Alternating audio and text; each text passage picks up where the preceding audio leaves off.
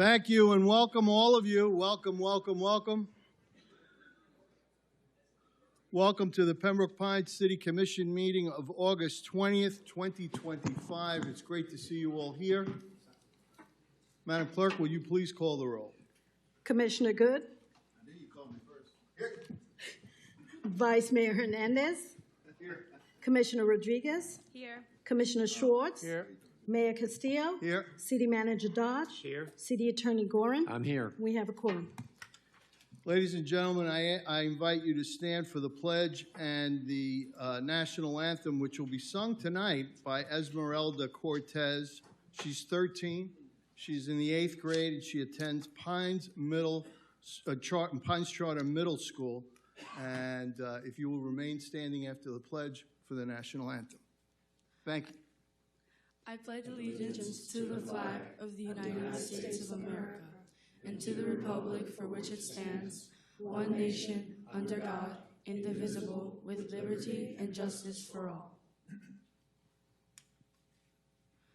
Oh, say, can you see by the dawn's early light what so proudly we hail at the twilight's last gleaming, whose broad stripes and bright stars through the perilous fight o'er the ramparts we watched were so gallantly streaming, and the rocket's red glare, the bombs bursting in air, gave proof through the night that our flag was still there.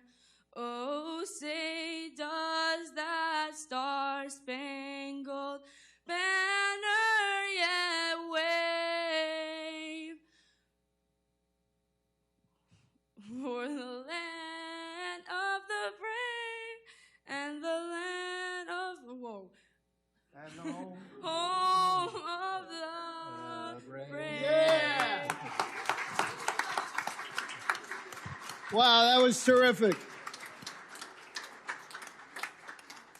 We're in good hands, folks. We're in real good hands. Thank you so very, very much, and welcome again. Announcement of items to be pulled from the agenda. None, Mayor. Thank you very much. Before we do presentations, I have three quick announcements to make. The first was that this Saturday, we cut the ribbon on Dream Park. This is at the Bill Armstrong Dream Park, just south of Sheridan Street on Dykes Road. It is an absolutely beautiful. In Maria Rodriguez's district, yes it is. And it is an absolutely beautiful facility. And I know that if it hasn't been done yet, the Parks Department will create a website for this location, because I've already gotten folks asking me how they can rent it for family parties and special gatherings and all that. But the community center is just part of the vision for this park, which has been totally and completely redefined. And Commissioner Rodriguez, I really want to thank you for all the work that you did in moving this project forward and getting it going. It is an absolutely spectacular facility, and I encourage all of you to go out and see it and enjoy it. Second, special congratulations to Edith Golub. Maybe many of you don't know Edith, but Edith is a volunteer in the health field, and she was just 105 years old.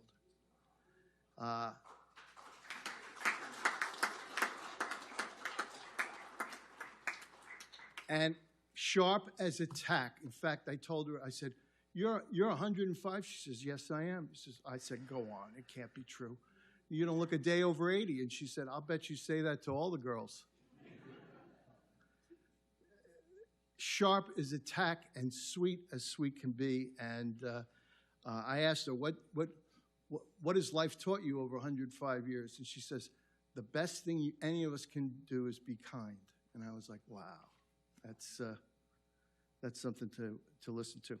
The last thing I want to talk to you about is Florida Power and Light. You know, Florida Power and Light is the largest utility in the United States, and they have presented the people of the state of Florida with a significant rate increase, which is currently before the Public Service Commission in Tallahassee. And there have been some lawsuits. And this commission, I want to acknowledge Vice Mayor Michael Hernandez for bringing this forward. This commission sent them a resolution that they paid a lot of attention to, asking them to come here to Pembroke Pines and to hold a community meeting and explain what any new dollars, much less the amount that they're asking for, would be used for. And today I had the opportunity to speak to Pam Roush, who is a regional vice president with the company, and staff, and they went through the whole thing.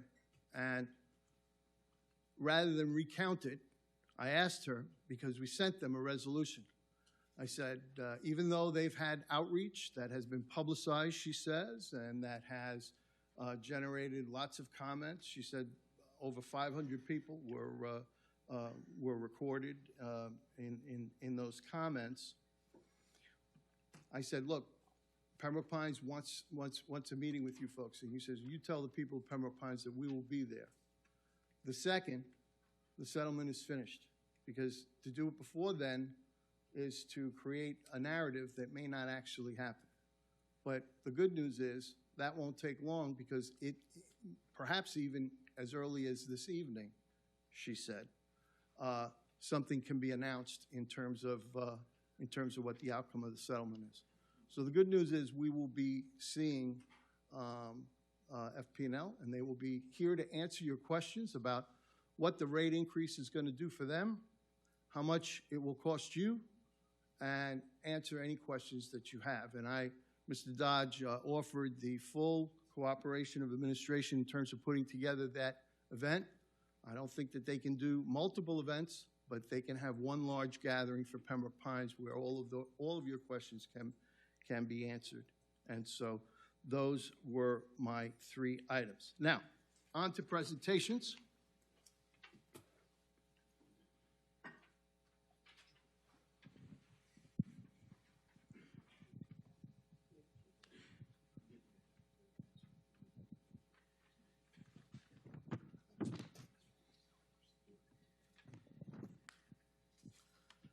Okay. So the first item.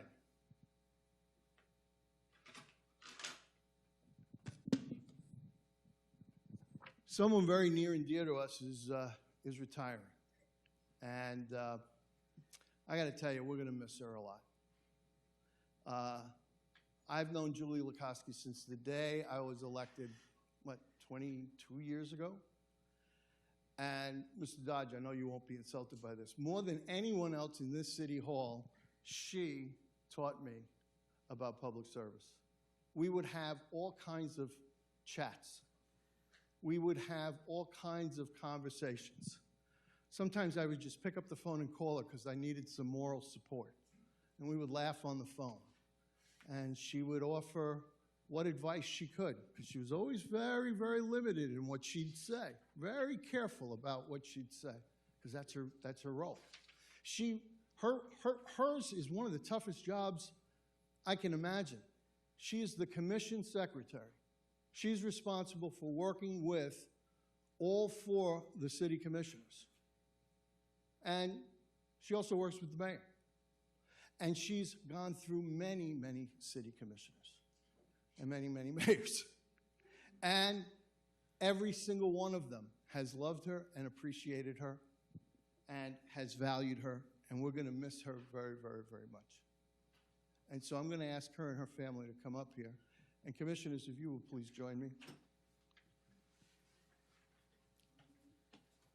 Right here.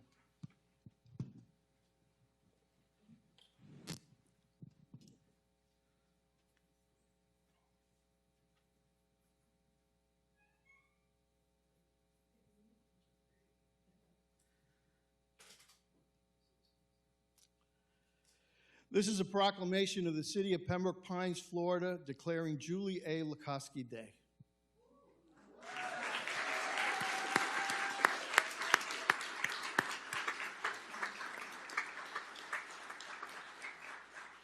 Whereas Julia A. Lukoski began her distinguished service in the city of Pembroke Pines in 1984, initially serving as a part-time board secretary, and then as a part-time city clerk secretary, and later as a part-time police department secretary.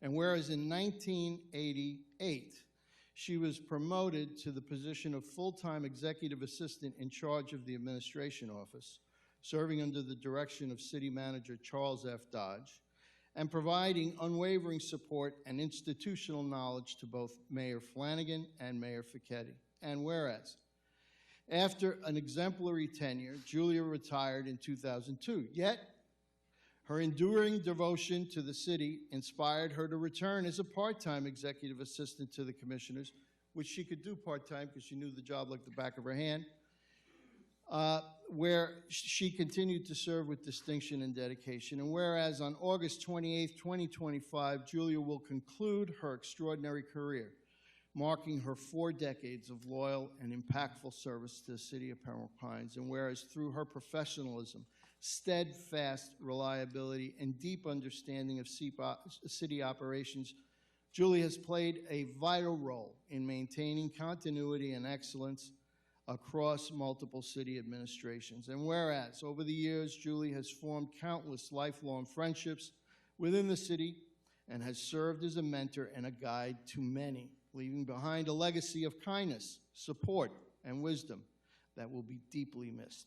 And whereas the mayor and the city commission wish to express their profound gratitude and publicly honor her outstanding contributions and lasting impact on the Pembroke Pines community. Now, therefore, I, Angelo Castillo, mayor of the city of Pembroke Pines, the greatest city in the world, the city that cares, can, and does, and on behalf of the city commission, do hereby proclaim Thursday, August 28, 2025, as Julia A. Lukoski Day in the city of Pembroke Pines, Florida, and extend our heartfelt appreciation to Julie A. Lukoski for more than 40 years of dedicated public service. We congratulate her on her well-earned retirement again, and thank her for the countless ways she has shaped and enriched our city. Happy Julie Lukoski Day. Thank you.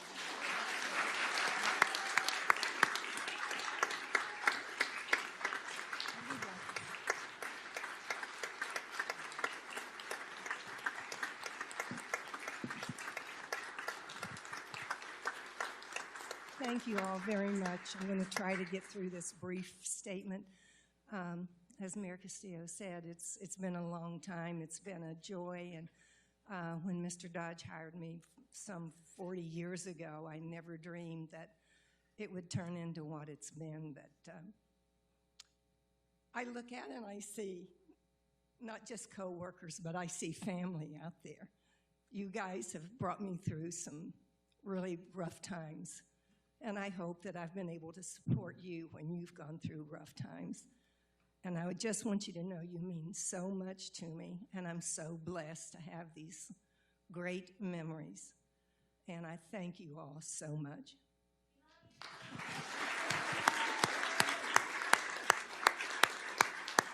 Congratulations. All right, let's all take a photo.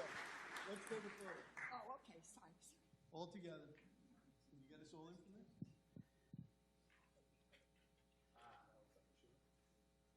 You've only made like 100. Hold it down. Hold it to your face. So we want to see your face. This is sort of like a mug shot, okay? So hold it here. All right. Smile. All right.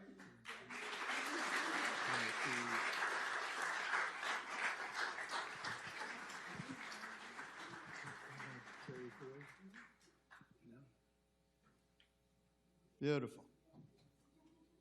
Okay, Mayor Hernandez. Up, Vice Mayor Hernandez. This is a presentation. We're going to move up item 21 at the request of the Vice Mayor, and I'm going to hand this over to you. You want to do it from your seat? Yeah. Okay. We'll do both of them from there? Yeah. Okay.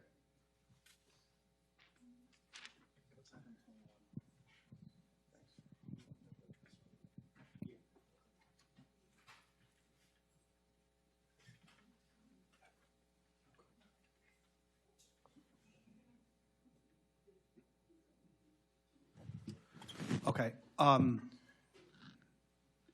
Chief, at the appropriate time, if you could come up, I'll call you in a second. But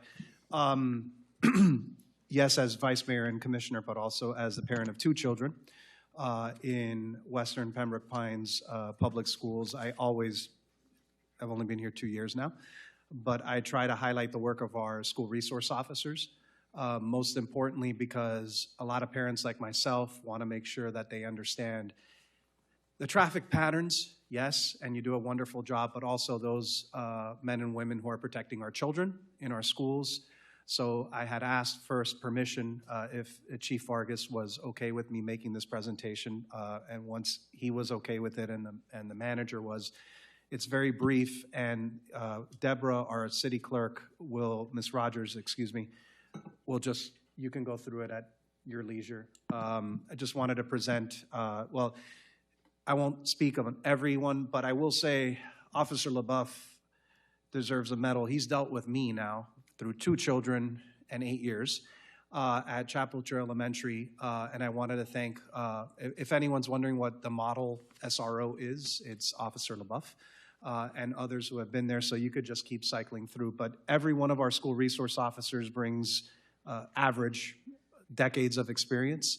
They protect our children. Yes, they guide the traffic in this somewhat oppressive South Florida heat, wearing all the gear that they do every single day. And I think it's important for this, which is public record, to be presented to our constituents. I know Amanda does a wonderful job at Pembroke Pines PD posting on social media. I myself wanted to take this opportunity, thank you to the City Commission for allowing it, to highlight who our SROs are, who will be at all of our campuses, traditional public under BCPS, Pines Charter Schools, Somerset, Montessori, and of course, Franklin Academy as well. I have a lot in my district, so that's another reason why I wanted to bring it forward. I wanted to thank you all for your commitment, for your dedication. I did want to invite Chief Vargas to come up and maybe say a few words about the SROs and what it is that they are going to be doing as we launch yet another school year. I will say, especially last year, there were a lot of concerns expressed about traffic. This year, I haven't heard as many concerns. You all are professionals in what it is that you're doing, and I wanted to thank you, especially during those first 2 weeks, which, as we know, are very, very challenging for parents like myself and others who are trying to get our kids in and out of our campuses. Our campuses continue to grow in terms of enrollment. There are some schools that have seen some declines, but overall, they've been pretty steady now for the past 2 years out west. Commissioner Rodriguez knows that as well. She and I, my son actually goes to school in her district. So there is a good amount of students there on our campuses. So I did want to invite you up, Chief Vargas.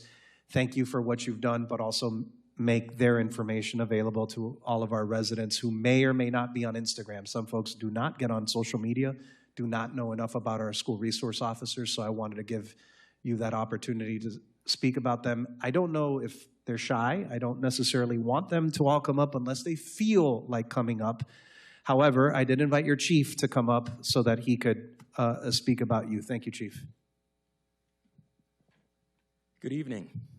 Chief Jose Vargas, Pembroke Pines Police Department. Vice Mayor, thank you for those kind words.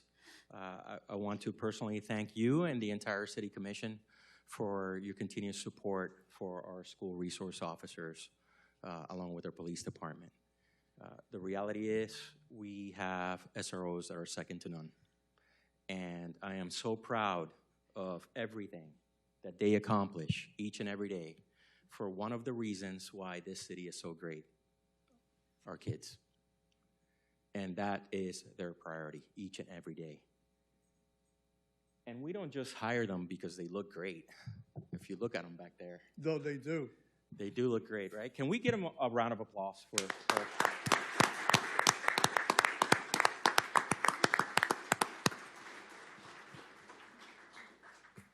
And of course, nothing is accomplished without good and positive leadership.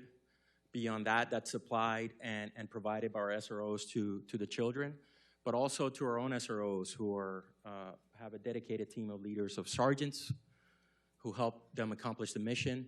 Captain Viola Judon, who oversees their division as well, and Assistant Chief Barnes, who is up here sitting down to join me in congratulating them.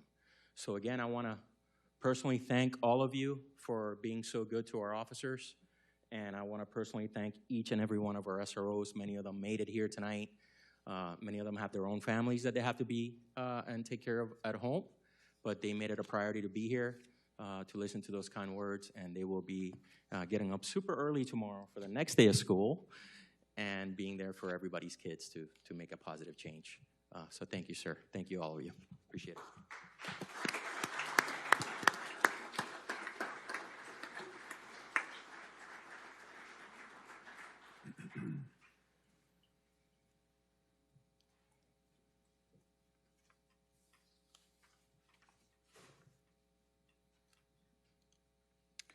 Vice Mayor, you're recognized for item 20.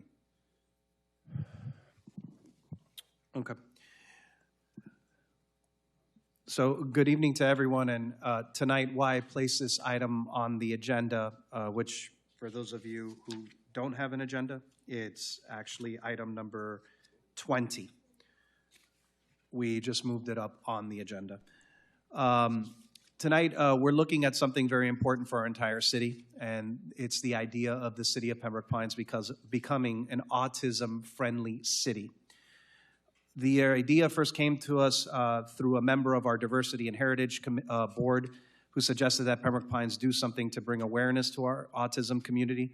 And city staff, I want to be very clear, was Christina Sorensen when she was Sorensen. Now she's Christina Goulding, who led it, our amazing assistant city manager. And she spoke with someone who is personally near and dear to my family's heart, Gisela Heim, who is here as a CARD board member and a resident, and somebody that I know very personally. Gisela is and a representative of CARD, well, actually it's just Gisela tonight, who's here to share their work and explain what their designation means as an autism-friendly city.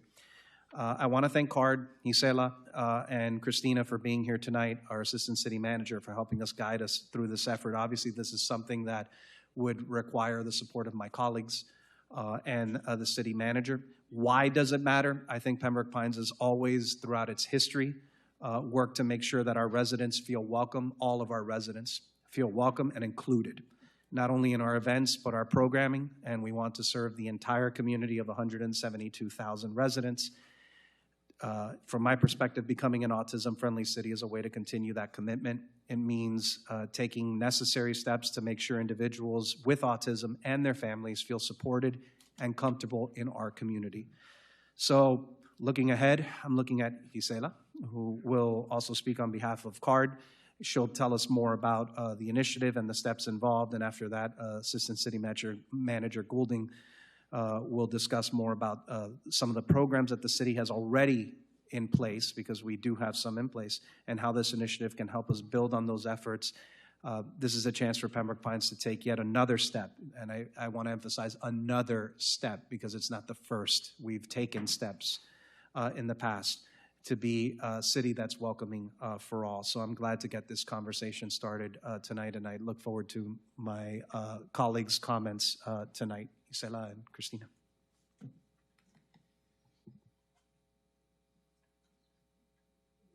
You have to press the button. Okay. Now you're on. Okay. Hi. So I'm Gisela Heim. I am born and raised here in South Florida. Actually grew up in Miramar and have been a Pembroke Pines resident for now 28 years. My husband happens to be a retired homicide detective for the great city of Pembroke Pines. He continues to work also in background. His name is Carl Heim. Together we have 3 adult children. Yes, I have adult children, and actually 2 grandchildren. I have to throw that in. Our middle son, Chandler, was diagnosed at the age of 2.5 with a severe form of autism, which 23 years ago, it was really hard to diagnose autism unless it was completely obvious. From the time he was diagnosed, at that time, statistically, I believe it was about 1 in 200,000. Today, folks, we're talking 1 in 30.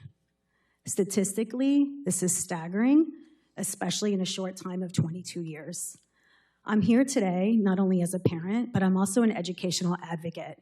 I have the opportunity and have had the opportunity to work with thousands of families throughout the state of Florida, but predominantly here in Broward. I work in every school in the great city of Pembroke Pines, and I have to say, we definitely have the best schools. But charter schools, blow it out of the park. Nothing compares to the city of Pembroke Pines charter system. With that being said, the population in our schools of autism is staggering.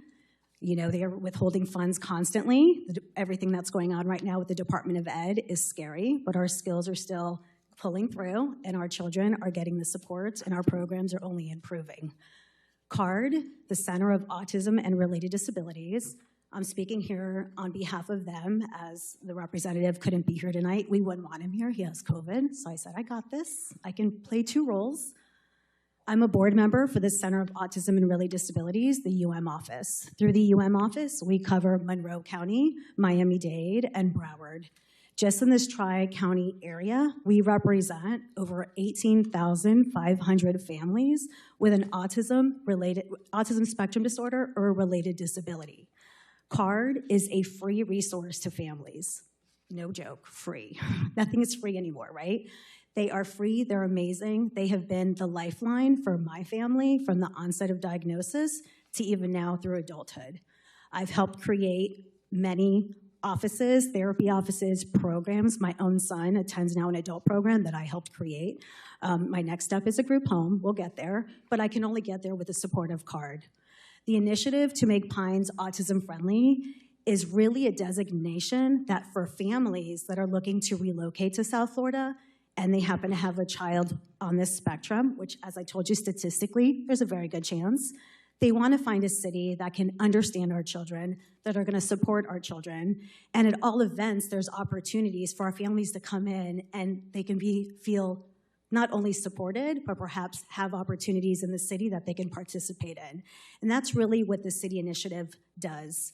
Every time I see the police car, the police SUV, I guess, right? It's SUV, with the autism all over it, it warms my heart because that also helps bring inclusivity and awareness. And that's also what the city designation does.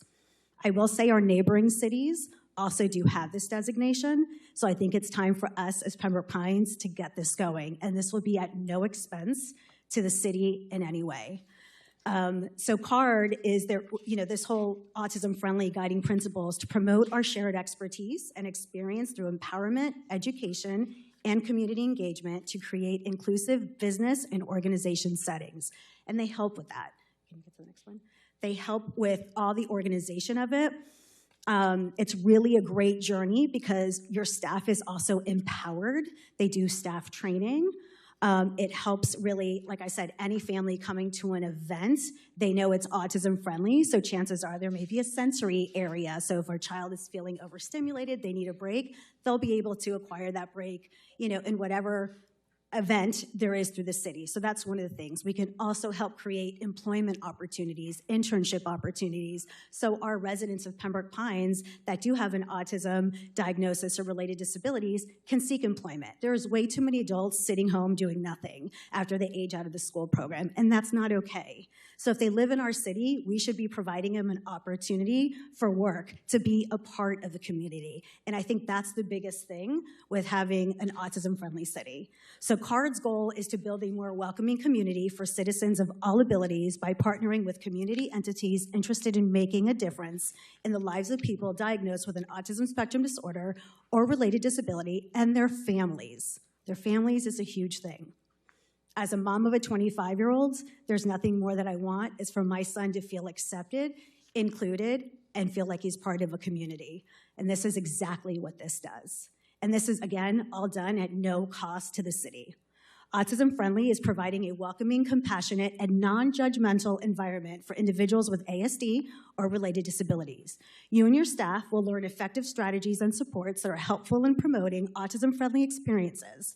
Creating internships and employment opportunities for individuals with ASD or related disabilities is encouraged as part of the program. I know we're talking a lot about autism friendly, but these programs are really for all individuals with developmental delays. So it's not specific to autism. We call it an autism-friendly city, but all the programming that we do encompasses any adult that needs this with a developmental disability. It's endless. What does the process involve? The city applies for the autism-friendly service and supports. Community partners are selected by a leadership team from CARD. I'm also a part of that, so I would be a part of this project, which would make me very happy to be a part of. Priority is given to those who participate in all aspects of the program, which, by the way, Christina will get to, but we're doing so much good work already in Pines. This is just the icing on the cake. A walkthrough of the business is done to check for appropriate accommodations and welcoming environment, and the city will receive a recognition by CARD as autism-friendly and will be added to our website as an autism-friendly partner. So just to also be clear, CARD is a statewide initiative. We have 7 locations throughout the state. FSU, UCF, UF, Go Gators, sorry I had to do that, FAU, USF, I don't think I missed anybody, and Jacksonville. So we are also partners with the Florida Department of Education. So not only do we train staff and go into organizations and do trainings, we assist with trainings with the police department, fire departments, all personnel, Parks and Rec. There's so much that the organization can do, as well as our schools, our teachers, administrators. They are here to provide all this training, again, at no cost to the city. That's all I have. I thank you for your time, and I hope that you will allow this to happen in our great city. You know, this is, again, something that we're already kind of doing in so many different aspects, but to officially call us an autism-friendly city is really a beautiful initiative. Thank you very much. Assistant City Manager Yes. Goulding, do you have anything to add? Yes, I do. Just really quickly, I just wanted to highlight some of the things that we're already doing, and I put it on this slide here, but I'll go through them quickly. In addition to what Isela said, when I talked to CARD, they talked about programs and initiatives and projects, and I said, we're doing a lot of this stuff already. This is just the way for us to put a stamp on it and say, hey, residents, we are autism-friendly city. Come look at all the things that we do and kind of corral it all together. So, as I said, in recreation, we have sensory Saturdays at the Frank. We have our special needs summer camp. We partner with the YMCA for our special needs program to include all our Special Olympic sports. The Community Services Department has the Illuminate Heart program that provides young adults with different abilities the opportunity to engage in community life at the senior center. Our fire department and our police department receive extensive training on autism. Our fire department are equipped with sensory kits for autistic kids, for autistic adults too, and even our charter schools, our FSU has an autistic program that is wholly for just autistic children. So we are doing a lot of things, and we can do more. And so I was very excited when I talked to Isela. I actually called her for some advice on how to get this going, and she's the one that ran with this whole thing. So we brought in the vice mayor, and we're very excited to get this started. Wonderful, wonderful. Vice Mayor? I've spoken enough, so I was just hoping to hear from my colleagues. Okay. But thank you, Gisela and Christina. Would you like to put a motion on the table, Vice Mayor? Yes, but the particular wording, just to make sure, Join CARD? no, to... Support the initiative. Support the initiative? Okay. I motion to support the CARD initiative to make Pembroke, the city of Pembroke Pines an autism-friendly city. Is there a second? Second. Second by Commissioner Schwartz. Let's go down the line and have some commission comments. Commissioner Rodriguez. I'm super happy to support. This is a great initiative, and it kind of goes along the work that we're already doing, so it's even more productive for us to join this alliance. It's really nice to see that we've already done a lot of these. I always make sure to promote what we're doing at the Frank, because that's something special that I haven't seen in other facilities, for example. So I'm really glad to help. Anything we could do for you all. Just appreciate all the work. Thank you. Commissioner Schwartz. Thank you, and thank you for being a mom and looking after. I mean, this is, thank you for sharing your story. The statistic you said is now 1 in how many? 31. That's what I thought you said, 31. That was just released 2 months ago. How many people are in this room right now? More than 31. Yeah, about 60, right? So the city of Pembroke Pines has always been a leader in supporting everyone. And while I'm seeing this presentation, I can think of so many other ways that we can light this match and accelerate. I can see bringing in Vice Mayor of the Chamber of Commerce immediately to get them on board, and to be able to get the cities that they also represent beyond Pembroke Pines and Miramar, and really make it a staple. Now, with respect to like logo and that sort of thing, I'm looking at what we can do for our city vehicles to create awareness, right? And so, and also a splash page right on our homepage, because this isn't something that needs to go on page 3. This needs to be on page 1. I'm thrilled to have you as a resident, and I'm excited about what the future is going to be for those who need the support, and the families who come here knowing that Pembroke Pines they can call home. Thank you. Thank you. Commissioner Good. Thank you, Mr. Mayor, and thank you, Vice Mayor, for sponsoring this item here and bringing it forward, and certainly have my complete support in your motion. I want to say that, autism is it's a great challenge to the folks who are certainly living it. And one of the things that I seem to always get focused on is that, in the early years with autism, fortunately, there's a number of support systems that you can kind of plug into.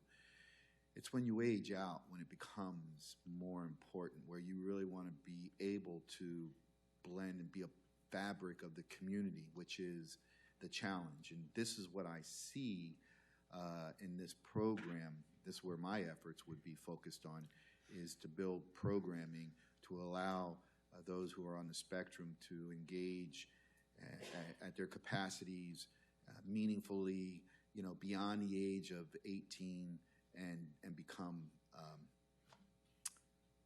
proud of everything that they are doing. And I honor and I respect everything that you are doing in this program, because this is what it means to be a parent, and I only hope to be a part of providing the expectation that you have for folks like us with your children. So thank you, too, for bringing this forward. Thank you.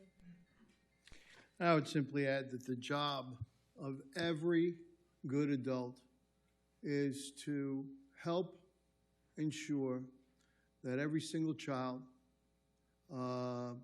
regardless of their characteristic of birth or chance, has every opportunity to become the best person they can. And that has been a deeply rooted part of the ethic of the city of Pembroke Pines, Mr. Dodge, since the beginning? Yes. Pretty much since the beginning. And so I commend you for your work. Vice Mayor, this is fantastic. Well done. And I intend to support it completely. So thank you very, very much. And this is now turning a new page and a bright page in the history of the city, and I very much welcome being part of that. Sorry? Yes, I know. Any comment from the public on this matter? Seeing none, all those in favor say aye. Any opposed? Show of passes unanimously, and we are proud members of CARD. Thank you. Thank you. Thank you. Thank you very, very much.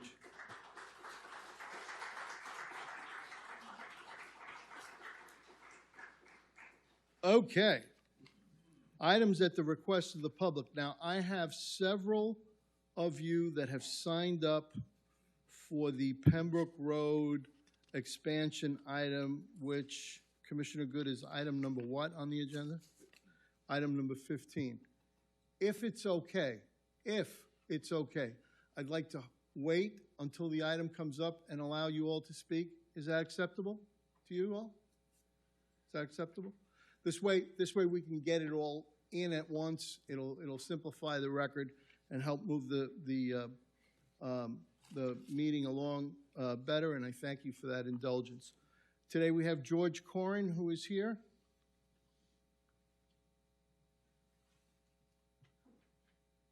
And he's a good friend of the city, and I need not tell him, because he knows. Your name and address for the record, please.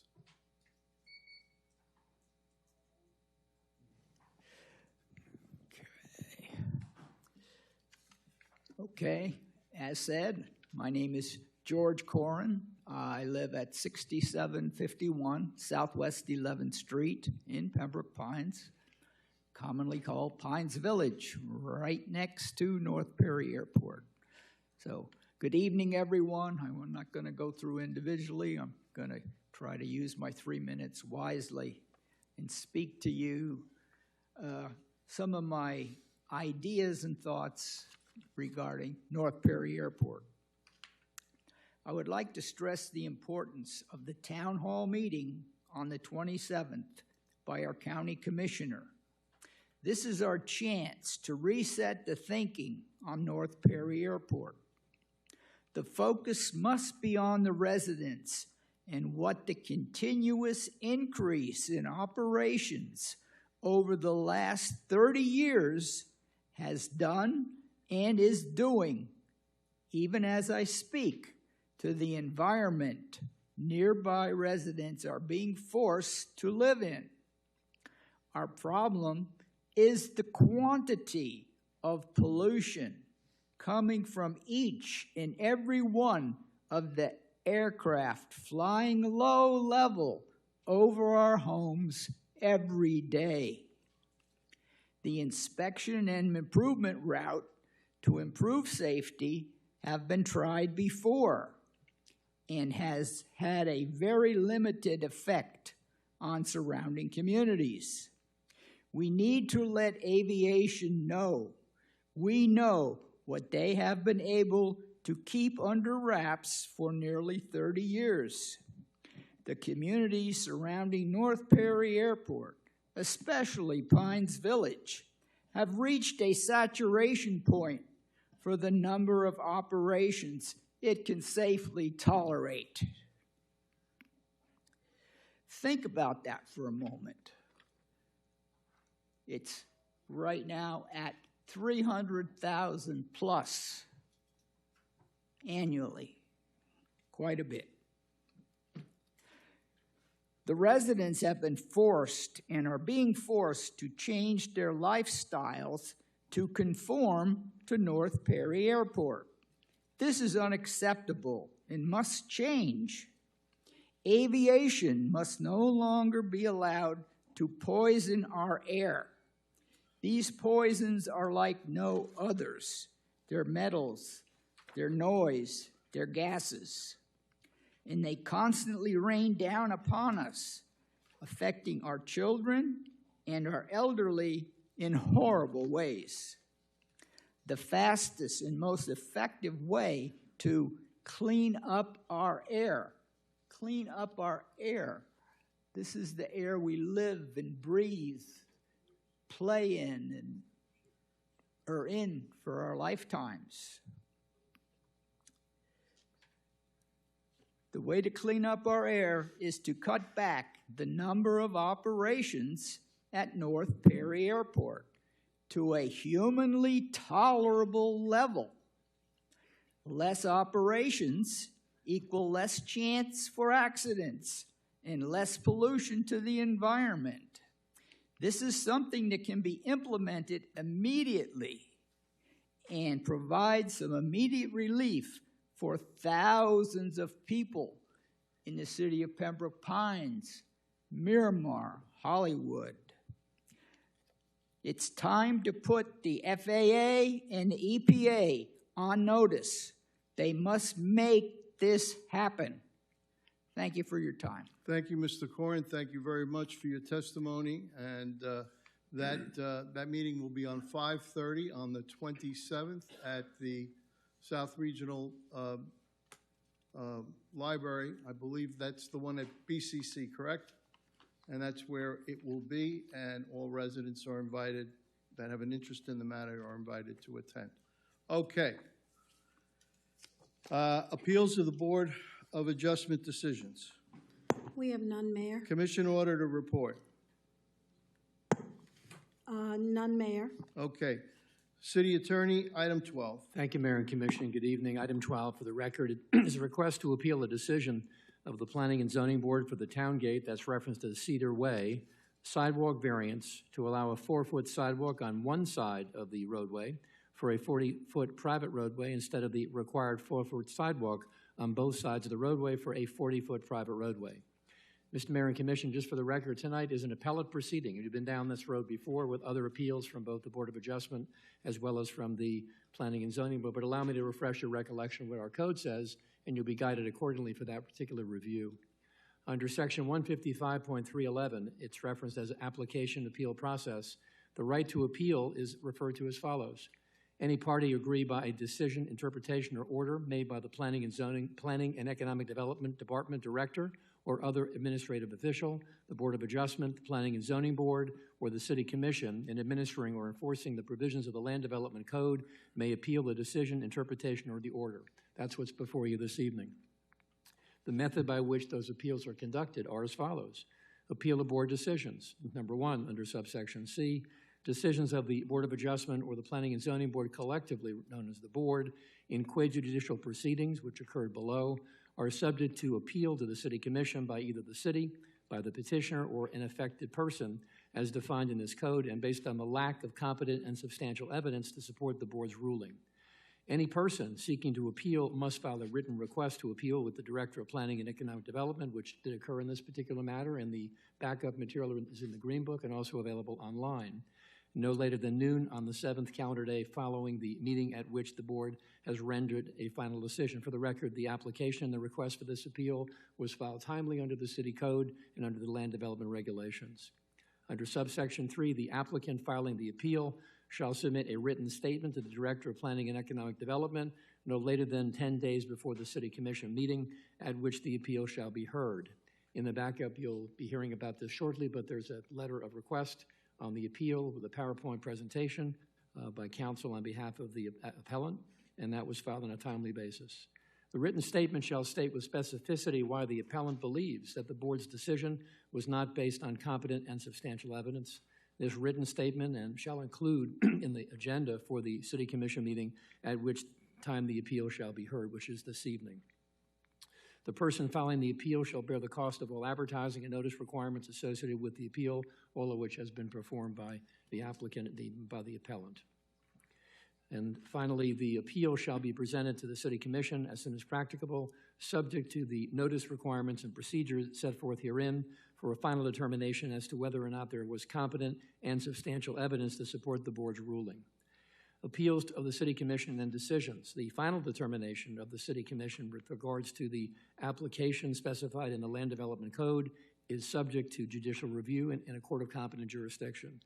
And hearings, those of which you've heard in the past, before the Planning and Zoning Board and the City Commission are not trials de novo, which means they're not new trials. They're on the record appeals based on what occurred at the Planning and Zoning Board level or the Board of Adjustment level, but rather appellate in nature.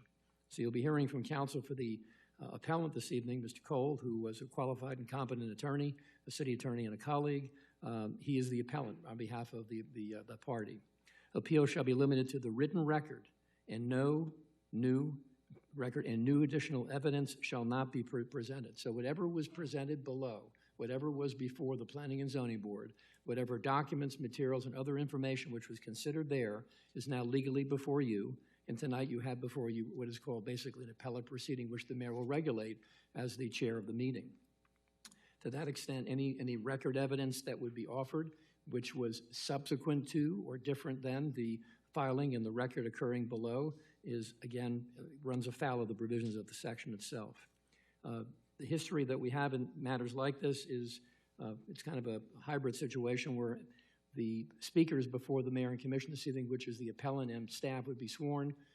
There's no new evidence available this evening, although the commission has had occasion to ask questions of those others who might otherwise be heard and would be seeking your guidance if that would be the case. So in the interest of time and the process, I know staff is here through Mr. Mike Stam.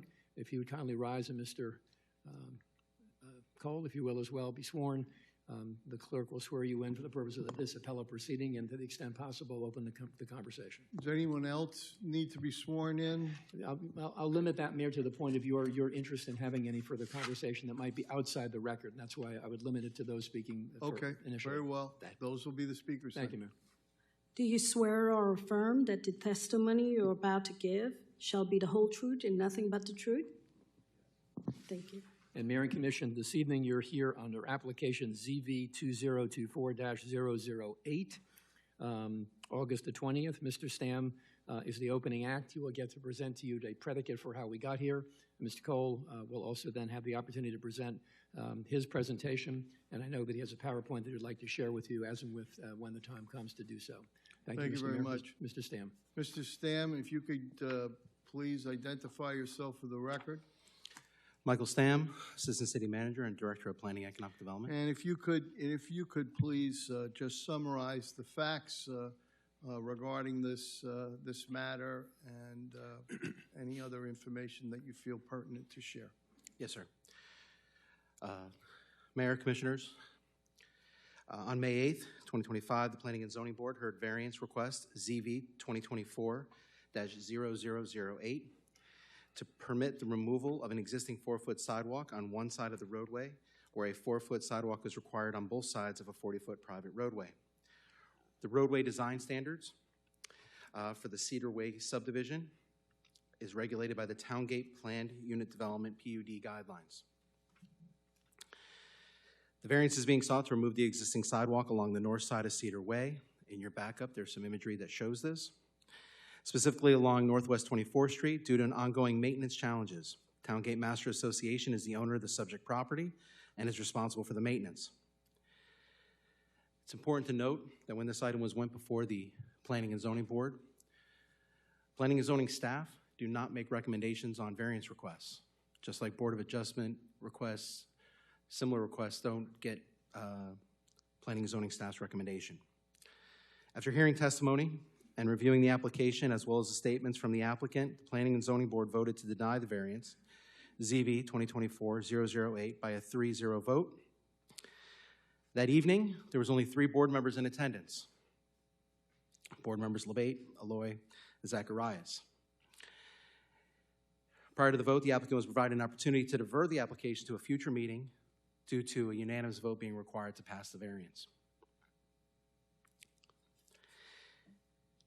As you look through your backup, there is the various letters that are required to be submitted as part of the process. Mr. Cole submitted the timely letter to request an appeal, and then the subsequent letter to state why they may have not heard substantial and competent evidence. As part of this backup is some additional information that occurred after the hearing. During the hearing, there were members of the Cedar Way community that spoke out against the item. In the backup, Mr. Cole has stated that some of these items may have changed, and I'll let him present that side of it. It's important, and if you notice number 11 in my staff report to you, the applicant's statement regarding why the Planning and Zoning Board's decision was not based on competent and substantial evidence was submitted timely. It was consistent with all code requirements. However, as we reviewed the documentation, there's some additional information in there. And as the city attorney alluded to, the commission really has the authority beyond this as the overseer of the code to make the determination whether or not that evidence can be brought into decisions.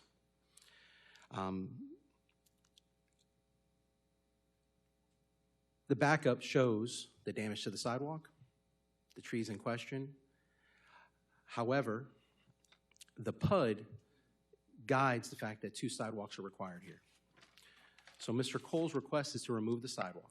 The commission has the ability to approve this request, deny this request, or potentially send this request back to the P&Z board due to some of the information that was now provided in their appeal letter. I'll be here for any other additional questions, and I'll turn it over to Mr. Cole for his presentation. Mr. Cole.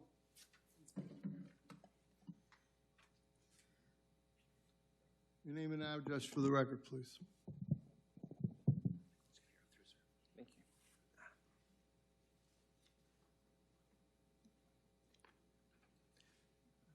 Good evening. I'm Jamie Cole. I'm an attorney, 200 East Broward Boulevard, Fort Lauderdale, Florida, and I represent the Towngate Master Association. We're here because we have a problem. And sometimes they say a picture's worth 1,000 words. Well, this picture pretty much shows you what the problem is. The problem is that the developer of Towngate built sidewalks 1 to 2 feet away from where it planted 53 trees. And over time, as we all know, trees grow. And as these trees, the beautiful mahogany trees, as they've grown, the roots have caused major problems to the sidewalks. So this is not a situation that can continue. We have to solve this problem. There's a risk of injury. It's not usable by people with disabilities because of ADA issues, and the city has issued code citations. So we have to find a solution to this problem. The trees and the sidewalks are just simply not compatible. They're too close to each other. Now, repairing or replacing the current sidewalk would only be a temporary solution and would still result in potential ADA issues because you'd still have the sidewalk going at angles. So one of them has to go. Either the 53 beautiful mahogany trees have to be removed and killed, or the sidewalk has to be removed. Now, do note, there is a sidewalk on the other side of the street on 24th. There's sidewalks on both sides. Throughout the rest of your city, there's lots of communities that only have sidewalks on one side. This is a unique situation where the developer, through the PUD, put in a requirement that there be a sidewalk on both sides. So the Towngate Master Association determined that the best solution to this problem is to remove the second sidewalk because it's a permanent and cost-effective solution. It is what was recommended by a certified arborist. It aligns with the city's tree preservation goals. The city has no code or policy that requires sidewalks on both sides of the street, and pedestrians will still have a sidewalk on the other side. So that is what the Towngate Master Association wanted to do. The city has advised Towngate that in order to do it, to remove the sidewalk, a variance is required. Now, the city code does not require sidewalks on both sides, but in the PUD guideline, as you can see, it says that all roadways shall be constructed with 4-foot sidewalks on both sides of the roadway for a 40-foot private roadway. So the PUD guideline specific for Towngate required, and that's what we're looking for a variance from. Association has amended that guideline, but it's the position of the city that a variance is still required because the commission had approved the PUD initially. Towngate believes that the criteria for the variance are met. It wasn't self-imposed. It was really imposed by a developer, and it's a very unique property because other properties in the city don't have this dual sidewalk requirement. So we had a hearing here at the Planning and Zoning Board on May 8th, and Towngate, through council, through me, presented competent substantial evidence supporting the variance. So what did we present? The first thing we presented was the opinion of an arborist. And what the arborist said was after assessing the subject mahogany trees, it was observed that the sidewalk is severely impacted, causing trip hazards all along 24th Street. The sidewalk is located within inches of the tree trunks, and the sidewalk needs to be removed to preserve the trees. Root pruning and biobarriers are not an option. The arborist's recommendation is to remove the sidewalk. So that was the expert opinion who testified and presented his opinion. I also presented a lot of evidence that showed that the city has a strong tree preservation policy. In your comprehensive plan, in policy 1.2, it talks about implementing the city's tree planting program to aid in the maintenance of air quality. In code section 155.656, it talks about how trees are aesthetically pleasing, sustainable residential and non-residential environments that promote improved air quality, urban canopy, and many other benefits. Your city website says, for the past 29 years, the city has been recognized as a Tree City USA by the Arbor Day Foundation and that the city is committed to maintaining and increasing the overall aesthetic and environmental quality, etc.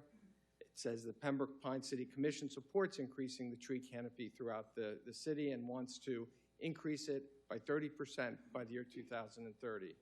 And I can even see right behind you, Mayor, in your seal, you even have a picture of a tree. So it's very clear that there's a strong public policy of preserving trees and the tree canopy in the city.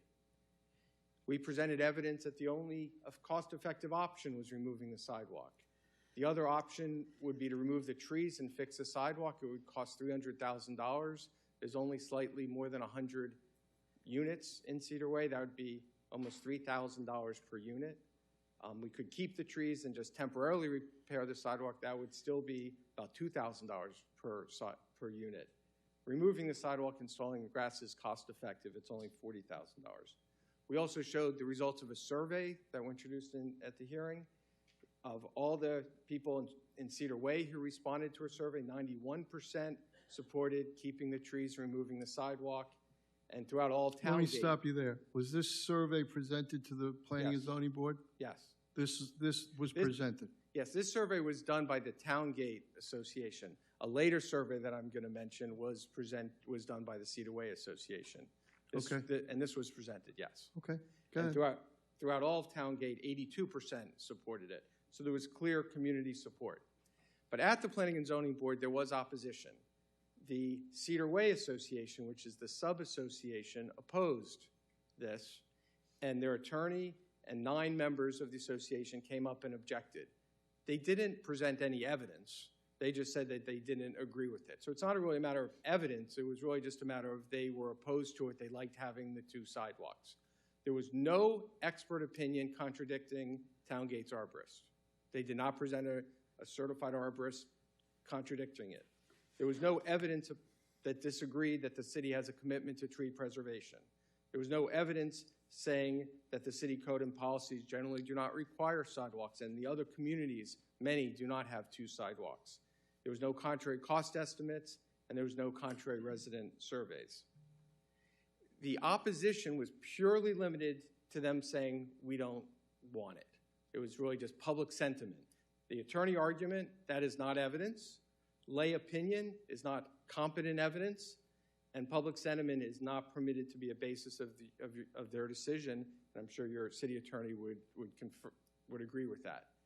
So there was no competent and substantial evidence presented to the board, but there was public sentiment. And they were moved by that public sentiment, and they opposed and they voted against the variance, which is why we're here today appealing it.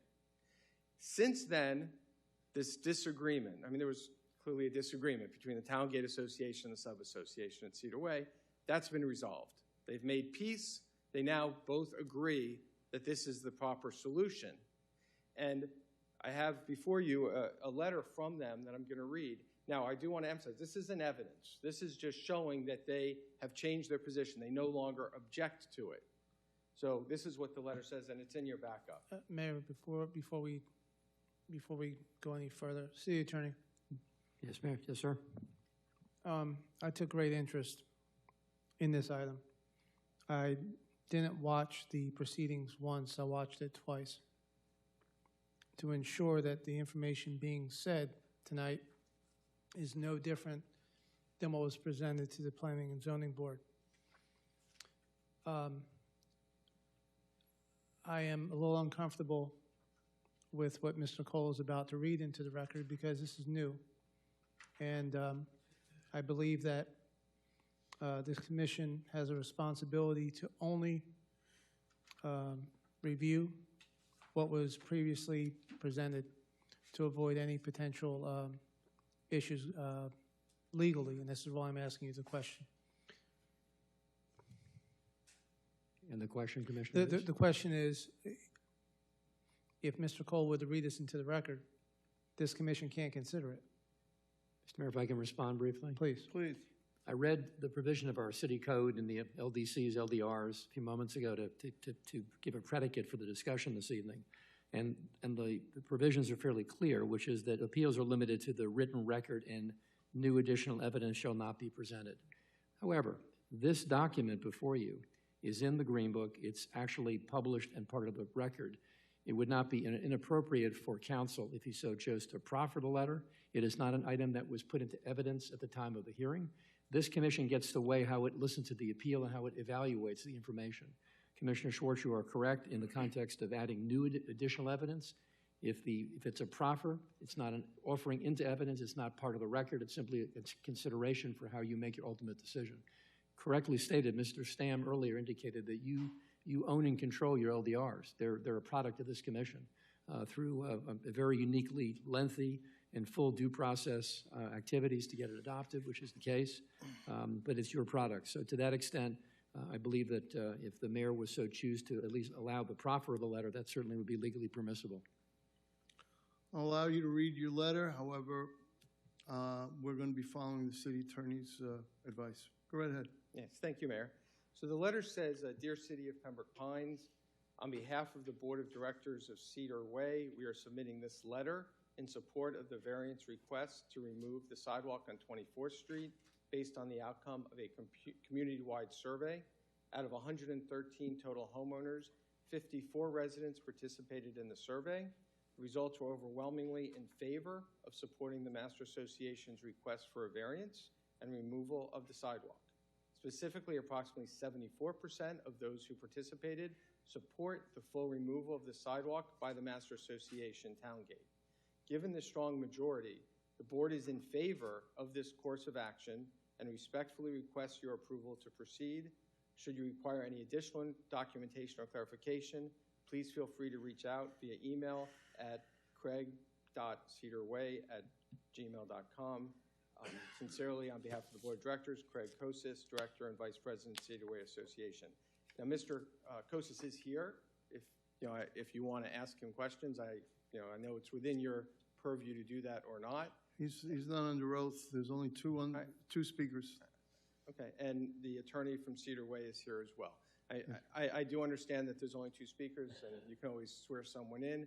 It's always within the inherent authority of a board to hear additional. I would also suggest that it's in the inherent authority of this commission to waive any rule as to limiting evidence. If you want to consider this, you are certainly legally entitled to. You may have to waive the rule, but that's up to you.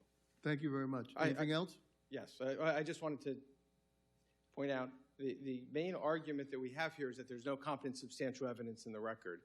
Whether or not they had changed their position or not, there still would be no evidence. So what we ask for you today is to allow Towngate to solve this problem, allow us to remove the second sidewalk and preserve the trees, which is what is desired by Towngate and the Cedar Way associations, and there's really no one opposing that.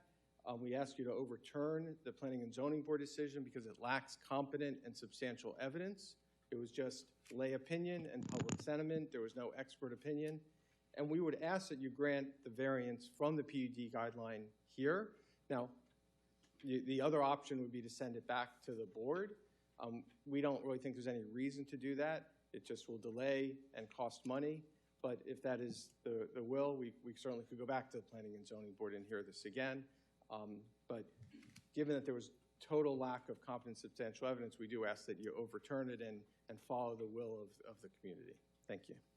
Thank you very much. Commissioner Rodriguez, this is in your district. We'll start with you. Thank you. I wanted to bring up the discussion with the board in regards to our favorability for sending it back to P&Z because the evidence, or not the evidence, because the letter and this change of opinion was brought forth after the P&Z decision. Although it is not evidence, and I understand your point, we obviously all are humans. We're not attorneys in the brain as well. But to me, it makes sense to hear that as part of an argument, as well as for P&Z to hear that as part of an argument as well. Mostly because while they aren't providing actual evidence as to why they may be opposed to it, I think it is also part of their community. I'm looking at it more on a community lens and something that they're going to have to live with. And I would like, my preference personally would be for it to go back to P&Z. I know it takes more time, but that's what P&Z is supposed to be there for. And when you bring up this other aspect to it, and if people truly change their minds, then they can speak to that as well. And I would like to hear that perspective, because it's a little complicated to me also, because when the change happened, if it was so overwhelming in the survey that Cedar Way put out, why wasn't the board knowledgeable of that experience? So what changed in either the mind of the board or what changed in the mind of the residents as well? So those are my points. I want to hear what the rest of the commission is looking at. Okay, Commissioner Schwartz. Thank you. The City Attorney Paul Hernandez, was explicit during the hearing, saying that the board could not take in consideration master association and sub-association business. The only thing, and please correct me, Mr. Cole, because I know you were almost verbatim. That was impressive. Almost verbatim. Kudos to you for that. But this board can't get in the middle of master and sub business. This is whether or not the PUD that was approved by a commission years ago can be amended with a variance. That's the only thing that's in front of us. And that was the only thing in front of P&Z. Now, my personal observation of the proceedings is the following. We have volunteers who spend their time, do their due diligence. I don't feel it was an impartial hearing, though. I believe that based on the interaction, the questions, how the meeting was conducted, I don't believe there was a fair hearing. So I'm glad you appealed it. I really am. The evidence that was presented is true. You had an arborist. The other side had opinion. Commissioner Rodriguez, I would not want to hold this up anymore, and I would be in favor of granting the variance tonight so that these folks can make peace with one another and move forward. Otherwise, this potentially could go back to the P&Z with the same subset of members that have already participated, which, despite City Attorney Hernandez's continual, you have to stay on the item, you have to stay on the item, you have to stay on the item, and I think it was at least 5 or 7 times the city attorney had to direct the board to stay on the item. I don't believe that this applicant will be able to receive a fair and impartial hearing if we send it back. So I'd like to be able to dispense of it tonight with an approval for the variance, Mayor. And that will be my motion at the appropriate time. Thank you very much. Commissioner Good. Yes, thank you, Mr. Mayor. The short side of it is that I believe that the applicant has provided enough evidence for us to make that decision tonight for the variance.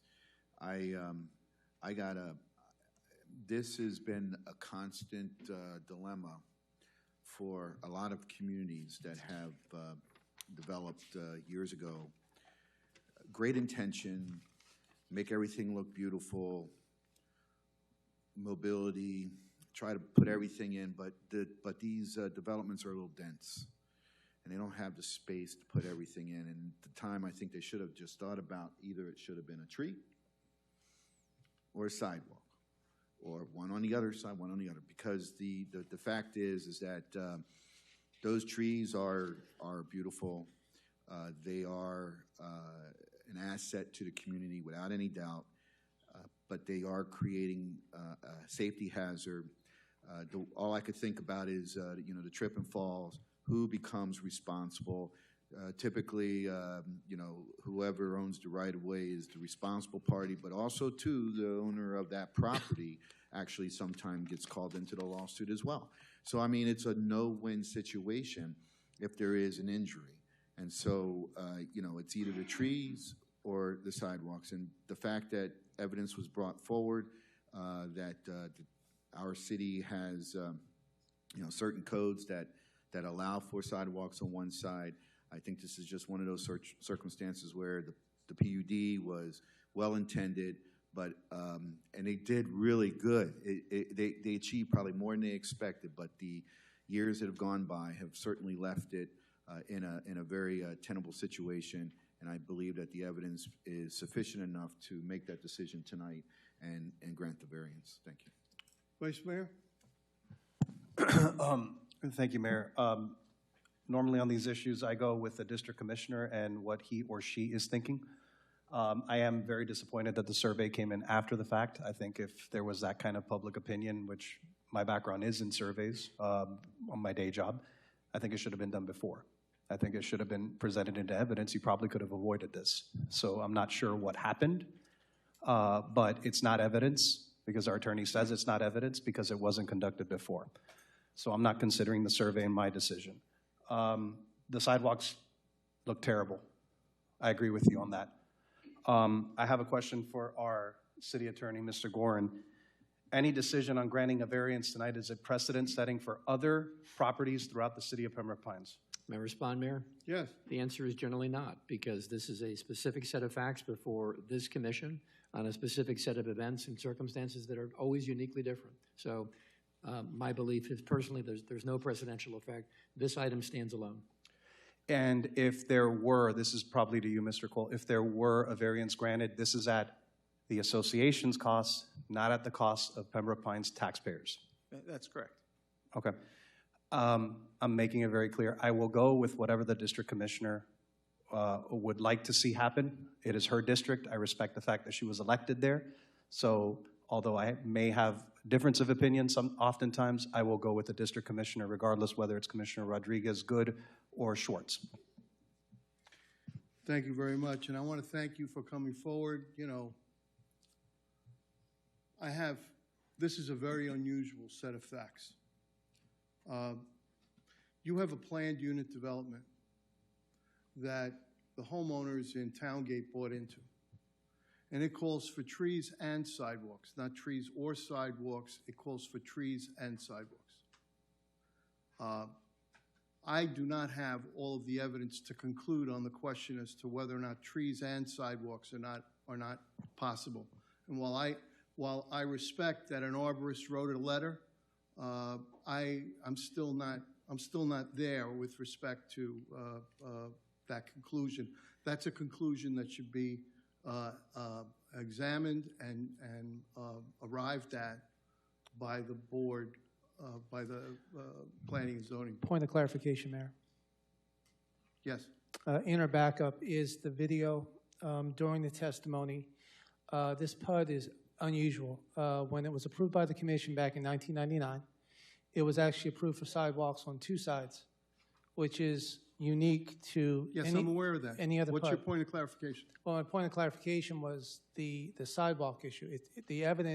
What was That's not a point of clarification. That's an argument. Let me regain my time. Sure. So, your PUD says trees and sidewalks, but you chose to come forward with a variance. You could have submitted an amendment to the PUD, but you chose not to do that. I know that you know that that was certainly an option. Sure. Within the limits of what in this setting we're allowed to say, I'm kind of disappointed you didn't come with an amendment to the PUD, because here's what's going to happen. If this variance is granted by this board or any other, there's going to be a cascade of other such similarly situated matters in Towngate and possibly any other place. Why? Because trees have a tendency to grow. And we will forever be looking at this issue. And I think that the best way to deal with it is to go to the source of where the obstruction is. The obstruction is in the PUD. However, you all have to make that decision. I can't. I mean, that's simply my one person's opinion as to how to deal with this. But then we also have this issue of, and for me, the reason I think that's important is because years later, now that the developer is long gone, it's for you all in your own community, which you own, to decide what the balance is going to be for sidewalks and trees, and to present that to the city. And if that amendment makes sense, it will take its normal course. I don't see this as a particular variance, and I see it more as a PUD-related issue. That's the source of your problem, is the PUD. The second thing is, you have come forward with a bunch of information that was never presented to the Planning and Zoning Board. And I think that they could have made a different decision potentially. Maybe they'd come to the same conclusion, but they didn't have the chance to review the evidence. And that's also a problem. Third, and this is something that Commissioner Rodriguez actually very astutely introduced in another community. We had this issue of competing surveys in a particular community. And Commissioner Rodriguez, in a moment of perfect clarity, in my opinion, directed staff to do the survey so that there'd be no confusion. Because surveys can be confusing. So the answer to the question depends on the question that is asked. And I don't see any evidence of what were people asked, how many people answered, what were the answers, how were the answers tabulated. Those are all factual questions that the Planning and Zoning Board would need to see. Frankly, I think that Commissioner Rodriguez hit the nail on the head when it comes to surveys. For us to really consider them and for them to be reliable, we may need to do those surveys ourselves. So for all of those reasons, I think that this matter needs to go back to P&Z. And in terms of the expense of the cost of the hearing, I mean, I don't have a problem working with the HOA to say, look, you guys pay for the advertising, and we'll give you the professional courtesy, because this is a homeowner association, and that should be respected. We'll give you the opportunity to appear before the P&Z again with a full record.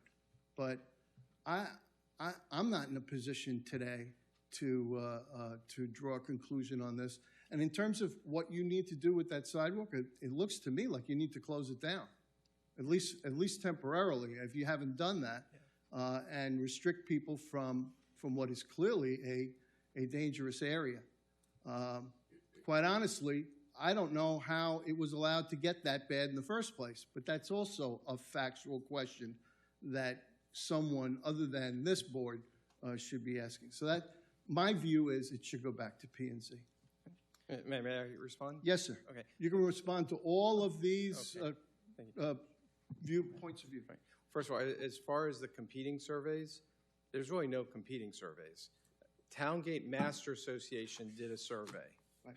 And all the information about it, the questions asked and the number of respondents, it's all in the record. It was all presented to the Planning and Zoning Board. And that showed overwhelmingly that the residents wanted this sidewalk removed. The Cedar Way Association maybe wasn't sure about that at the time of the Planning and Zoning Board. So after the Planning and Zoning Board hearing, they did their own survey, same results. So we've got now two surveys, they both show the same thing. So this isn't a competing survey situation where one said one thing, one said another. All the surveys are consistent, so there's no real question about that. As far as the PUD amendment, we could have done that. We could have asked to amend the PUD and eliminate this requirement to have sidewalks on both sides, and that would apply to all of Towngate. We only are seeking a variance for this one street on 24th, and we didn't want to. But that depends on how you would present your amendment. So we can't assume that it would apply to all sidewalks and trees. It depends on how you wrote your amendment. The proposal at the time was to amend to eliminate this requirement. I'm just saying that it's not that an amendment would eliminate all sidewalks and trees. It depends on how you wrote your amendment. Right. So anyway, at the end of the day, you know, based on what everyone has said, it sounds as if you agree to either send it back or just grant it tonight. Either way is fine, but there will just be cost, there will be delay. You know, it's a longer period of time that the residents are going to have a closed sidewalk, because obviously the sidewalk, we've told people they can't use the sidewalk. Right. So it's going to be another month or two before we get planning and zoning, so it's just more time that they don't have a sidewalk. There's overwhelming support in the community, according to both surveys. Not sure what we gain by delaying this for a couple of months and incurring the additional expense, but that is obviously within your discretion. You can do it either way, and I don't want to, you know, discourage you from that. You know, we're happy to go back to the Planning and Zoning Board. I think at the first hearing, had no one opposed it, I think it certainly would have passed, and the reason it didn't pass is there was a lot of people who were just saying they were against. It was public sentiment. Understood. The evidence is clear on the record. There's no evidence. I mean, Okay, understood. Mr. Stam, could you come for a second? Quick question. If this board chose to send the matter back to planning and zoning, how quickly can we get them before the board? Mike Stam, Assistant City Manager, Director of Planning and Economic Development. I have to see if I can get an ad run in time. Advertising would have to occur by next Wednesday in terms of mail notice. Okay. I just don't know if I can get a legal ad to the paper by tomorrow and approved for the publication to run in time. If that's the time for what? case, well, My so question September how 11th is quickly the hearing. Could you get it before them? September 11th is the hearing. September. Is my next P&Z. I don't know if I can make that. If I can't make the September 11th, I'm looking at the second Thursday in October. Okay. Okay. Please continue. I have a question, Mr. Stam. Mayor. I'd like to see the council continue, and then we'll take questions. There'll be a second round, Commissioner. Please. The only thing I would add is the Towngate Association has now spent a lot of money. Yes. You know, every time they do this, there's another application fee. They have to pay for the advertising. They have to pay me to be there. It is an expense that is building on these residents. So we would ask, maybe if you were going to require us to go back, maybe you could waive the fee or make it so the city doesn't have to pay for the advertiser, something like that. That depends on how the motion is made. I have already indicated on the record that this vote would not object to waiving any fees of appearing except for advertising. Commissioner Schwartz, you had a question. Either Mr. Stam or Mr. Cole. In our backup on our side, we have the community survey with 52 responses and 455 responses for Towngate. That was presented at the P&Z meeting.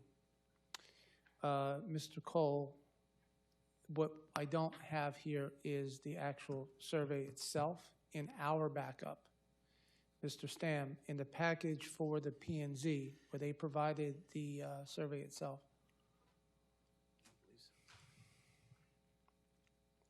I don't think so. I'm not sure. It might have been in the backup materials that we provided in advance. Commissioner, I'd have to check. I don't know if the actual physical survey was applied. Right, but there was no evidence disputing the 91% support in Cedar Way and 82% for the entire community. There was no evidence. There was no objection for that.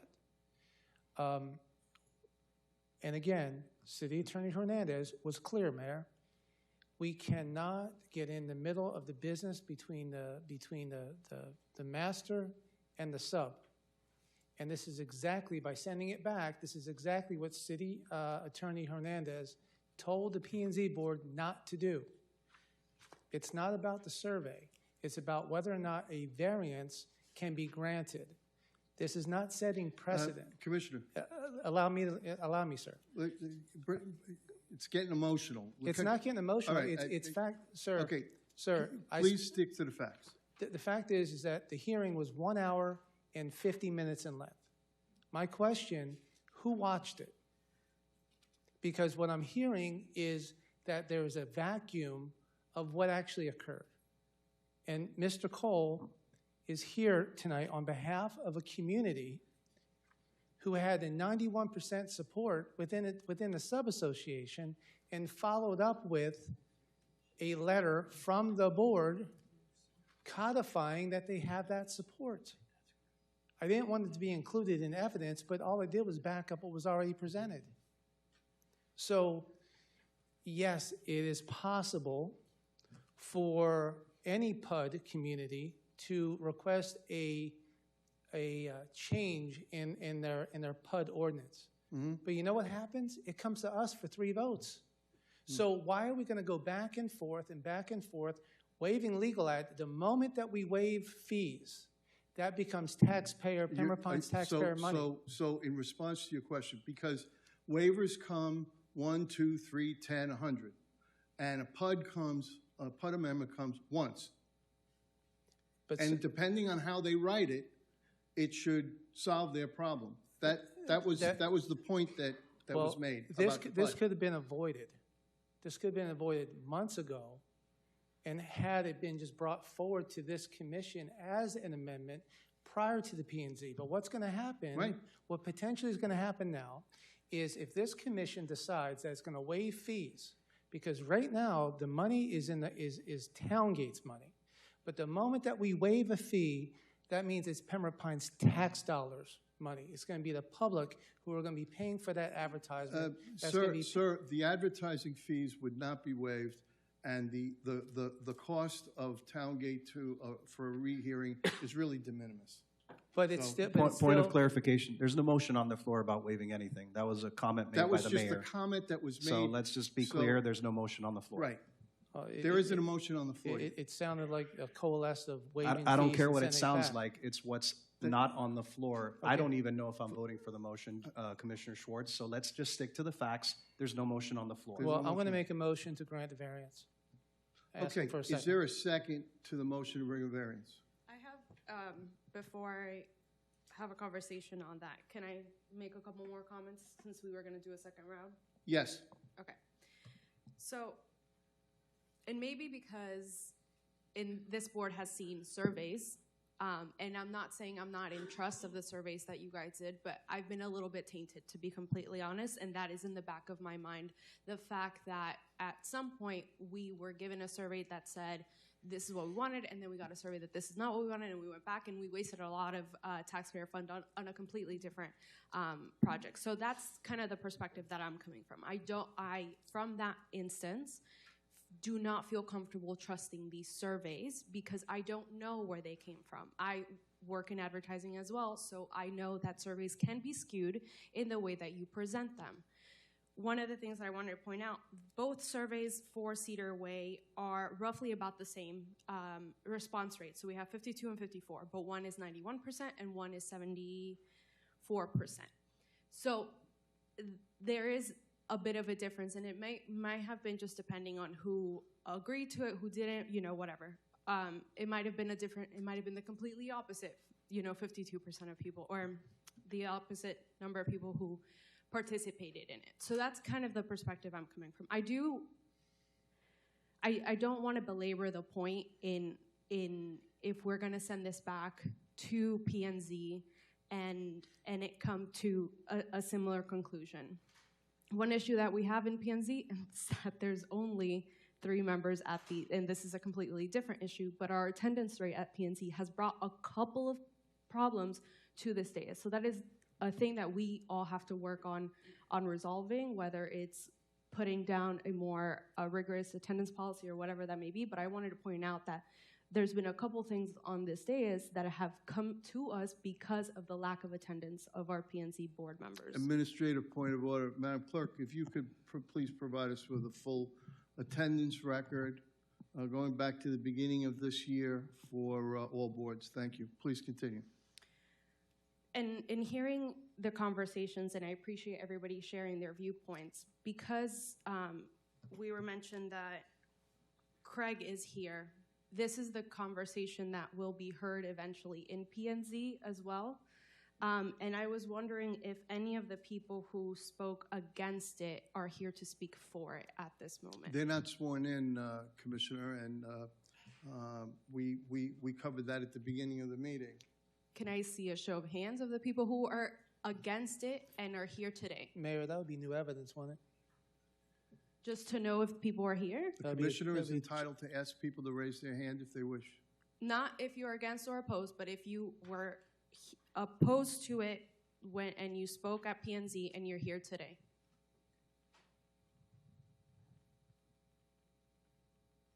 Go ahead. Anybody?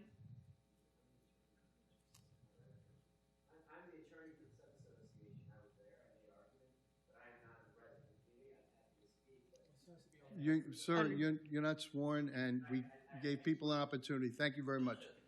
Commissioner, continue. Seeing that there's no one, I personally would like to hear a reasoning for Craig, and that would make me, that would help me better make a decision whether I want to push this to PNZ or to. Mr. City Attorney, how do we include Craig without opening Pandora's box and having 20 people testify? Mayor, you get to control the flow of information. I've given you the best I can regarding what your code tells you and how you followed it in the past. But there also have been historical deviations from time to time when the commission has made an effort to make every effort to get to the answer that it would choose to make as a majority of the commission. So if it be the wish of the mayor and commission to limit information before the commission this evening, you have certain discretion to do so. Craig, are you willing to be sworn in and offer testimony? Please stand. Raise your right hand. Madam Clerk. Do you swear or affirm that the testimony you're about to give shall be the whole truth and nothing but the truth? Yes, ma'am. I want to caution the room. This will be the only other witness that we have. This has gone way beyond unusual already. Sir, your name and your address for the record. Craig Kosis, 2335 Northwest 158th Avenue. And your role in this matter? I'm a vice president of the board. Cedar Which Way. board? Cedar Way. Go ahead. Commissioner? My question is, I wanted to understand your board sentiment previously before you conducted this survey and why you felt that it wasn't an appropriate solution, and then only then changed your mind when you surveyed the residents. The board got together after the meeting, and we After the PNZ meeting? Yeah, after the PNC meeting. I was not there. And we agreed to abide by what the residents agreed to in the survey. So that's. And then you went ahead and did your own survey. We did that with the survey with the 74. Okay. May I ask why you didn't do the survey previously? We were a new board, so we had just gotten in, and we were kind of sorting through the issues, and this kind of came up quickly on us. So, at that point, we hadn't had a time to, I guess, adequately prepare. Mm-hmm. Okay. Anything else, Commissioner? No, that's it for me. Does anyone else want to speak on second round? Commissioner Schwartz, you spoke. Vice Mayor, do you have a second round? Okay, motions. Does anyone have a motion? Motion to approve the variance. There's a motion to approve the variance. Is there a second? Second. Seconded by Commissioner Rodriguez. Any discussion? Any from the public? The clerk will call the roll. On the motion before the mayor and commission, the motion would be to grant the variance as requested by the appellant. That's correct. Thank you, Mayor. Commissioner Schwartz? Yes. Commissioner Rodriguez? Yes. Vice Mayor Hernandez? Yes. Commissioner Good? Yes. Mayor Castillo? Yes, and by your vote, this matter is resolved. Thank you very much, and good luck with your trees and your sidewalks. And we love Towngate, but my advice to you now as your mayor is this will come up again. And so you really should take a look at that PUD. Mayor, before Mr. Cole leaves, this matter came forward because of the amount of code enforcement fines that were coming up. I would, I guess, direct the city administration to work with the association on whatever is going to be required to resolve the financial side of the code enforcement that's currently in place. Mr. City Attorney, what are your thoughts on that? And the question is, if you will? I think the gist of the question, unless I've misunderstood it, is that the the fines should be waived. No, I didn't say that. I said to work with the association, to work with the current, there's a trough of dollars that have been racking up for a period of time, which is the reason why they came forward to stop the bleeding on this. But I'm directing, I'd like to be able to ask the administration to work with the association on a resolution as quickly as possible. What does so that they mean? Can move on. Work with them. Well, that's going to be up to the administration to negotiate those dollar amounts. That's not Mr. our Mayor? purview to do that. Yes. Mr. Mayor, just for the record, there's a process that is different than the seedlings process, which allows administration through a review process on mitigating fines. So that process, that's not a commission-driven decision. That's right. That's already exists. Yeah, okay. I just want to ensure that process Thanks. is going to continue. Thank you. Okay. Anything else? Thank you. Okay. Thank you very much. All right. The consent agenda today. Are there any board and committee appointments, or is that we have one, but that's later on in the agenda? Is that Later in correct, the agenda, Madam Mayor. Clerk? Correct. Okay. Today's consent agenda consists of items 1, 2, 3, 4, 5 through 10 through 11. What's your pleasure? I'll motion to approve the consent agenda. Is a motion to approve. Is there a second? Second. Seconded by Commissioner Good. Any discussion on the consent agenda? Any from the public? Seeing none, all those in favor say aye. All those opposed, show passes unanimously. Second reading ordinances. Mr. City Attorney, item 13. Thank you, Mr. Mayor. Item 13 is as follows for the public record. It's a motion to pass proposed ordinance number 2025-09 on second and final reading. It is an ordinance of the City of Pembroke Pines, Florida, amending ordinance number 1174 to amend the definition of, quote, tax collector, end of quote, providing for conflicts, providing for severability, providing for an effective date. Number 13 on the floor for consideration. 13.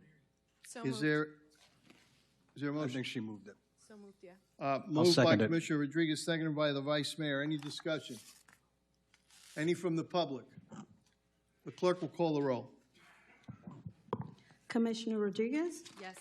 Vice Mayor Hernandez? Yes. Commissioner Schwartz? Commissioner Good?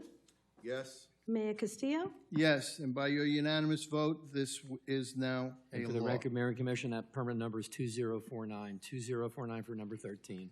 Thank you very much. Item 14. Thank you, Mayor. Number 14 for the record is a motion to pass proposed ordinance number 2025-11 on second and final reading. It is an ordinance of the City Commission of the City of Pembroke Pines, Florida, authorizing the issuance of bond indebtedness to refund all or a portion of the city's outstanding $76,045,000 general obligation bonds, Series 2015, providing certain other matters in connection therewith, providing for conflict, providing for severability, and providing for effective date. Item number 14 on the floor. Public hearing required, Mayor. Thank you. Do I have a motion? I will move it. Is there a second? Second, Mr. Mayor. Motion has been made and seconded. Is there any discussion?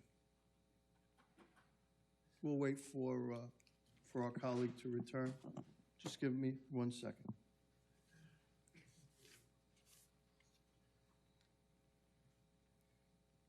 My one comment would be thank you for saving us money, administration.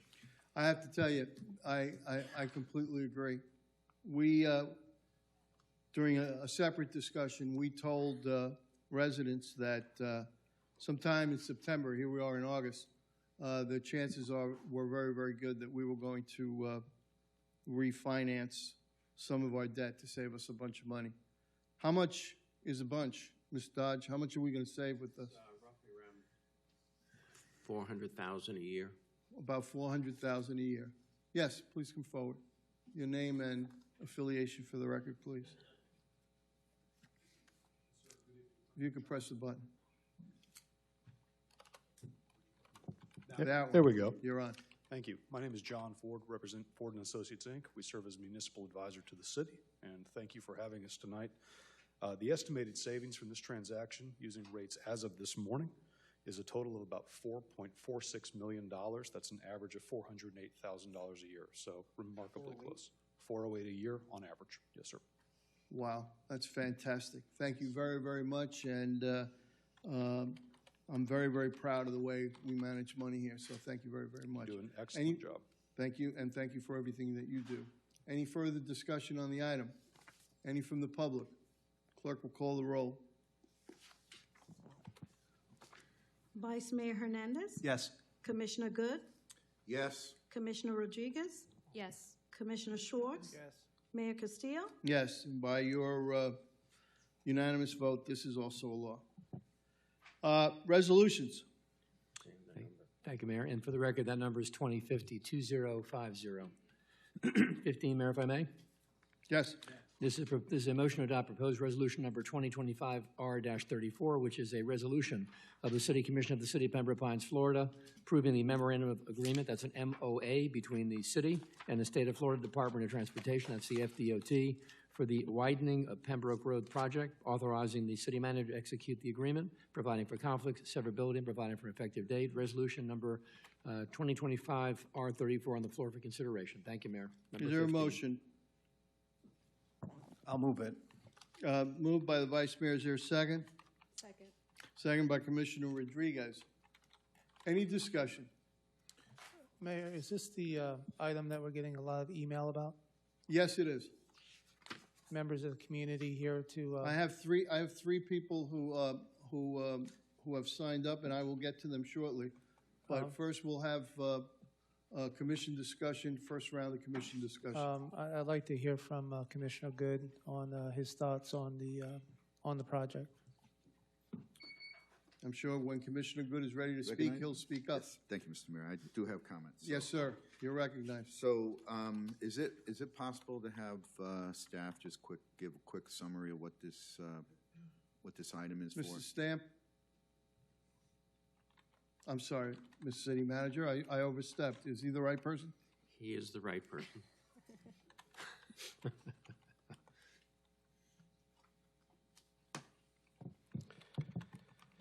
Mike Stam, Assistant City Manager.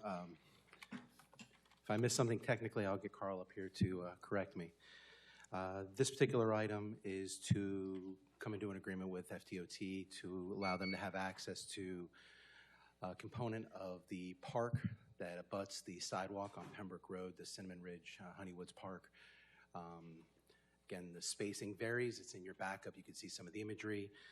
This particular component of the project is let's just call it Part A of the project. There's a separate component of the project as outlined in the staff report. That's Part B that deals directly with the Honeywoods property. This particular project has had the commission's support before.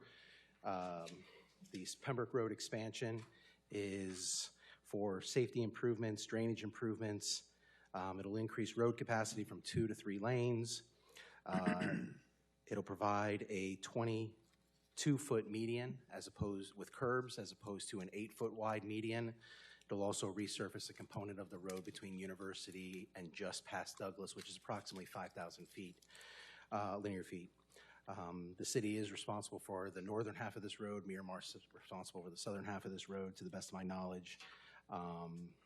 This particular item would grant the land as part of Cinnamon Ridge Park that is south of the hedge line, so not really a usable component of the park, to FDOT for the purposes of right-of-way for the roadway expansion.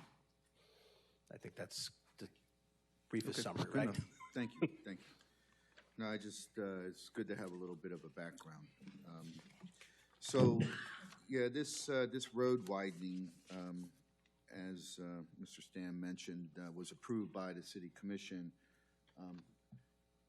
in 2014. Right. And we're in 2025 right now, so we're 11 years later, right? Mm-hmm. And so, the bright side of it is, at least, the city did ask for, an improvement project. It did get approved, and it did make its way through the priorities, through the MPO.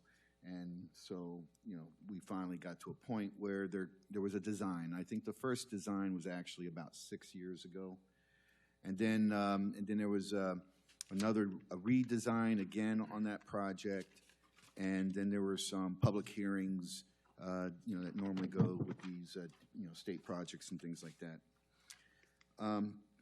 One of the things I've got to say is that all the expansion on this project is really sort of to the north. None of this expansion is moving into the Miramar community. It's all into the Pembroke Pines community. So certainly everybody in Pembroke Pines who are north of Pembroke Road are the ones that are going to be impacted. The Honeywood Cinnamon Ridge community is on the front line of this expansion and some of the impacts. And throughout this entire time that I mentioned about going through the design and the public hearings and things like that, the Honeywood Cinnamon Ridge community has been involved directly from the very beginning, and I know that because I participated with them. Yep. And there were concerns, and those concerns were expressed at the meetings, and those concerns were also expressed during special separate meetings between the DOT and the Honeywoods Cinnamon Ridge community, of which I know that the city also sort of participated in some of them as well. They did a lot. I mean, there are a lot of things that happened in this, but they finally found a cure, I guess, to the concerns. They were working towards a solution. They found a cure towards the impacts of the widening, of how that would influence, their community. And everything was fine, at least up through maybe February or March of this year. Everything was fine, and sort of went radio silent for a little bit, and then come July 21, this past July 21. There was a recent disclosure by DOT. And that disclosure was, we just realized that you guys don't own the property, and so we're not going to continue negotiations with you, and we're going to just go ahead and impress upon this project the alternative that we think is, that everybody agreed to, but it was agreed to with consideration for those cures with the project. I'm sorry. Define whose property they determined is no longer. I'm sorry. They came back and told everybody who was on the north side that was within the Honeywood Cinnamon Ridge community, which includes the city and the Honeywood Cinnamon Ridge community themselves. Those are the people that were basically impacted. Even the city, they told the city, you don't own the land either. So who owns it? So we're going to probably get to that in a minute. Okay. But the bottom line is, as a matter of fact, I'll answer that question. So there's the original developer, apparently, when they finished building everything and conveyed everything, they dedicated everything by plat. And when you dedicate it by plat, it basically, like for the city, it said, you got the parkland, it's yours for forever and ever recreational uses. And then there were dedications, for the Honeywood Cinnamon Ridge as well. This is your property. But then the developer never finalized paperwork, which means that a warranty deed never got transferred. And in the absence of a warranty deed, you don't own the land. You just, so, and I can let the attorney kind of speak to that if that's what he will. But the bottom line is that we have rights, they have rights, but they don't own, we don't own. And so basically, the DOT said, we are going to essentially just discontinue. You guys own the land. We don't need to deal with you. We're going to go through an eminent domain process. Well, the HOA does believe that that their land, that is their land, and they do believe that there's a fix to this that's relatively quick, that brings everything back in line of all those years of communications and negotiations and agreements, And so, Mr. Mayor, I have other things I'd like to say, but I do know that the public is here, and I would like for them to at least have an opportunity to speak as well, and then I'd like to pick up after that. We'll continue first round, and then we're going to go to the public. Vice Mayor, anything on this item? No, I'm interested to hear in the district commissioner's opinion, so. I have a couple of initial comments, and I'm going to ask Mrs. Stamp to come forward.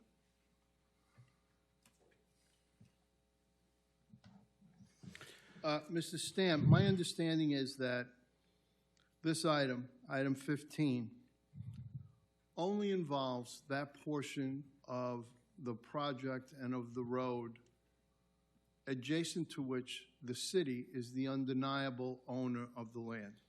Is that correct? The agenda item, sorry, Mike Stammes, the city manager. The agenda item, number 15, is specifically for the land within Cinnamon Ridge Honeywoods Park that's adjacent to the right-of-way. And That the property city is the was- owner of that? That property was deeded to this, dedicated to the city, excuse me, by plat. I'm going to ask very specific questions. so- Hold on. I'm going to ask very specific questions.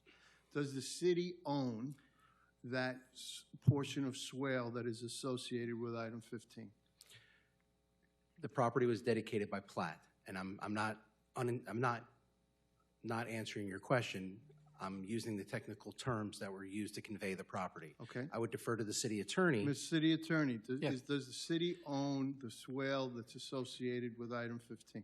For all intents and legal purposes, the answer is yes. And that may Okay. differ to the extent that in this situation, the conveyancing was not by deed, but by dedication by plat, which provides the legal accoutrements of ownership through that process under state So law the city is the owner of that swale? by the dedication. Okay. Now, there may be a future item. I suppose we can anticipate that there would be a future item. And that section of the road would be the section of the road that is adjacent to the homeowners. Mr. City Attorney, is that portion of the swale still in the ownership of the original developer of that community? To the extent that the developer, which was Levitt Homes, dedicated properties during the course of that plat approval, if the area that you described was part of that ultimate dedication, the answer is that it is no longer in the hands legally of Levitt Homes. It's otherwise been divested, either in the name of the city or in some cases the situation with the association. To your knowledge, so we don't know, I'm taking from the way you phrased your answer, we're not clear who owns that portion of the road that isn't part of item 15 that might be part of a future item. Without looking at the document, I can't respond honestly to your question. Okay. So would it be fair to say that we should separate these issues? The item in front of us right now has to do with moving a project forward. It's sort of odd that they presented it this way. I mean, I think Commissioner Good, who has a great deal of experience with roadways, usually you see it once and it's like everything together, but it sounds like this is coming to us piecemeal, and maybe FDOT designed it that way for a purpose. I can't say. But the only thing that's before us right now is the right-of-way that the city owns adjacent to our park. Is that correct? Question to me, Mr. Mayor? Yes. That is the answer is yes. That's Okay. the item. The MOA refers specifically to the land which is part of the land owned by the city through the dedication by plat. Okay. And they're asking for a portion of that. And nothing that we do with respect to this item would in any way prejudice any action that the HOA or FDOT or Levitt Homes, assuming they exist anymore, I think they do not, I'm not sure. They do not. Nothing that we do with respect to item 15 would prejudice in any way or hurt in any way the rights of any and all of those parties to clarify who owns the swale that they are concerned about. Is that correct? They're legally different. They're totally And legally different. separate. Mr. Mayor, if I may? Yes, go right ahead. They may be legally separate, but I think that we have a responsibility piece in here, and I think that it's very relevant of what we do right now. And Okay. I haven't gotten through to that point yet. Okay, all right. Because I have to tell you, the prospect of widening Pembroke Road from 2 lanes to 3 lanes and adding a beautiful median to it and moving traffic along with money, not a nickel, is that correct, Mr. Stam, of city dollars? This is all flowing into us. We're not out of pocket with this? That's my understanding. At a time when we're struggling to figure out how to deal with traffic, that's a pretty important prospect for me on a citywide basis. And I have great respect and regard, and I want to do everything I can to work with Honeywoods and everything else. But thousands of people use that road. Thousands of people, not just those that live there. So it seems to me that we should work or try to work. One option is to try to work on moving the project forward even as we incrementally solve the problems, working with our residents that we can. That seems sensible to me. But we've had our first round. I have here public comment, and the first one is Mr. Card, and our good friend Stephen Card, who's the HOA president. And if you could come forward and share your name and your address for the record, please. Oh, there we go. I got it. Aha. So Stephen Card, 1120 Southwest 87th Avenue, Pembroke Pines, Florida. Welcome, my friend. Thank you very much. I appreciate you guys' time tonight. 35 years resident in the city of Pembroke Pines, 34 of those serving the HOA community for their best interest. And just a point of clarification so as not to slight our president, Vice President currently, Patricia Constable, is our new president. She is here with us this evening. You just didn't know that yet. Welcome. So, just a couple of things on this resolution. And we've had the support of the commission before. I'm hoping that we get it again tonight. I'm asking that the city commission defer on this tonight until the time at which Honeywoods has an opportunity to resolve the conflict that we have with this project. As Mr. Good so well stated, up until about February, I think we were moving forward. We told the project owners of this that in order for this to work, we needed to continue to have open, honest communication. I think for the most part we did up till February. In February, I asked for an update on the assessment of the land, as we were told that we would be paid for the land that they needed in front of Honeywoods.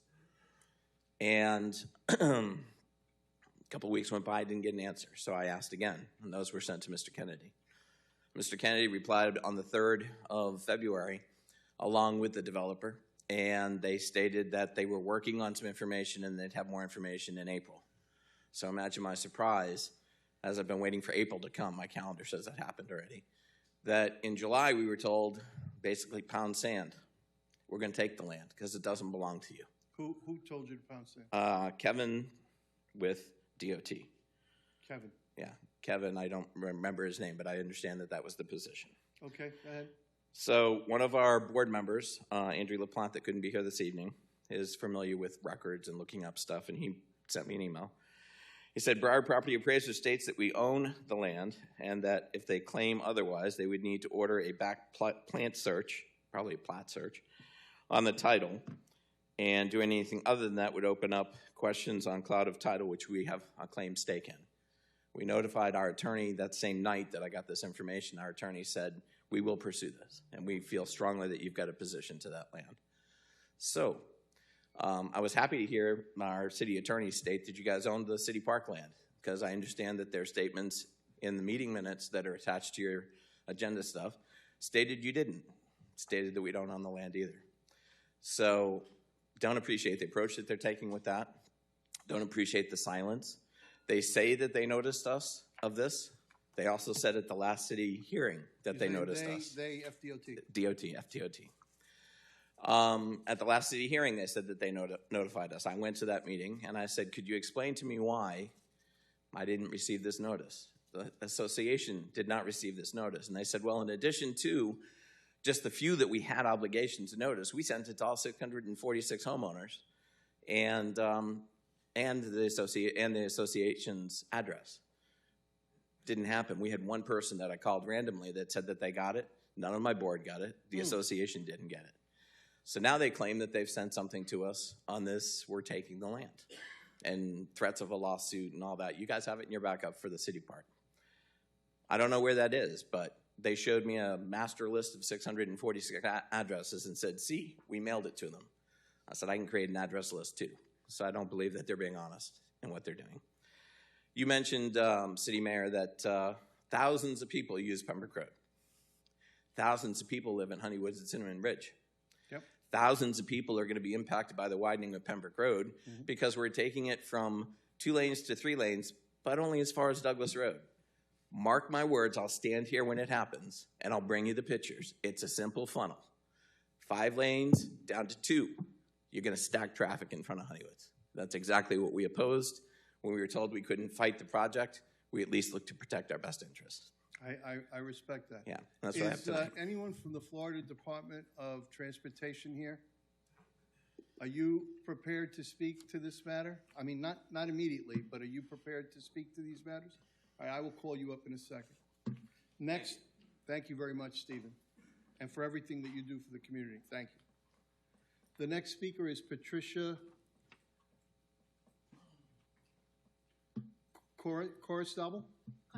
Constable. I'm sorry. Good evening. Good evening, everyone. Good evening. Your name and your address for the record, please. My name is Patricia Constable again. I'm at 1210 Southwest 85th Terrace, Pembroke Pines, Florida, 33025 in Honeywood, Cinnamon Ridge. Okay, I'm requesting that the commission defer this item until all issue involving the expansion project and Honeywood is resolved, based on the fact that, you know, we believe we own the land. Okay. Thank you very, very much. The next speaker is Larry Landris. Mr. Landris, if you would give your name and your address for the record. Good evening. Larry Landris, 8770 Southwest 12th, 9th Court, Pembroke Pines. I asked the board to defer the project. With that being said, yes, there are thousands of people using Pembroke Road. By expanding it, I do have a concern that we do own the land and we'd like to use that money appropriately for other projects within the community because we're being squeezed in by all sides from the north, from the hospital, and also an establishment of another community. But with the south side, I'd like to have a barrier wall. And because we're going from 4 lanes now to 6 lanes, and on the Miramar side, there have been accidents where people have gone through the sound barrier wall. And actually, I think some people have been killed due to those accidents. So I have concern for our residents that as it's expanded, that it becomes an endangerment to our community. Thank you very, very much. The representative from Florida Department of Transportation.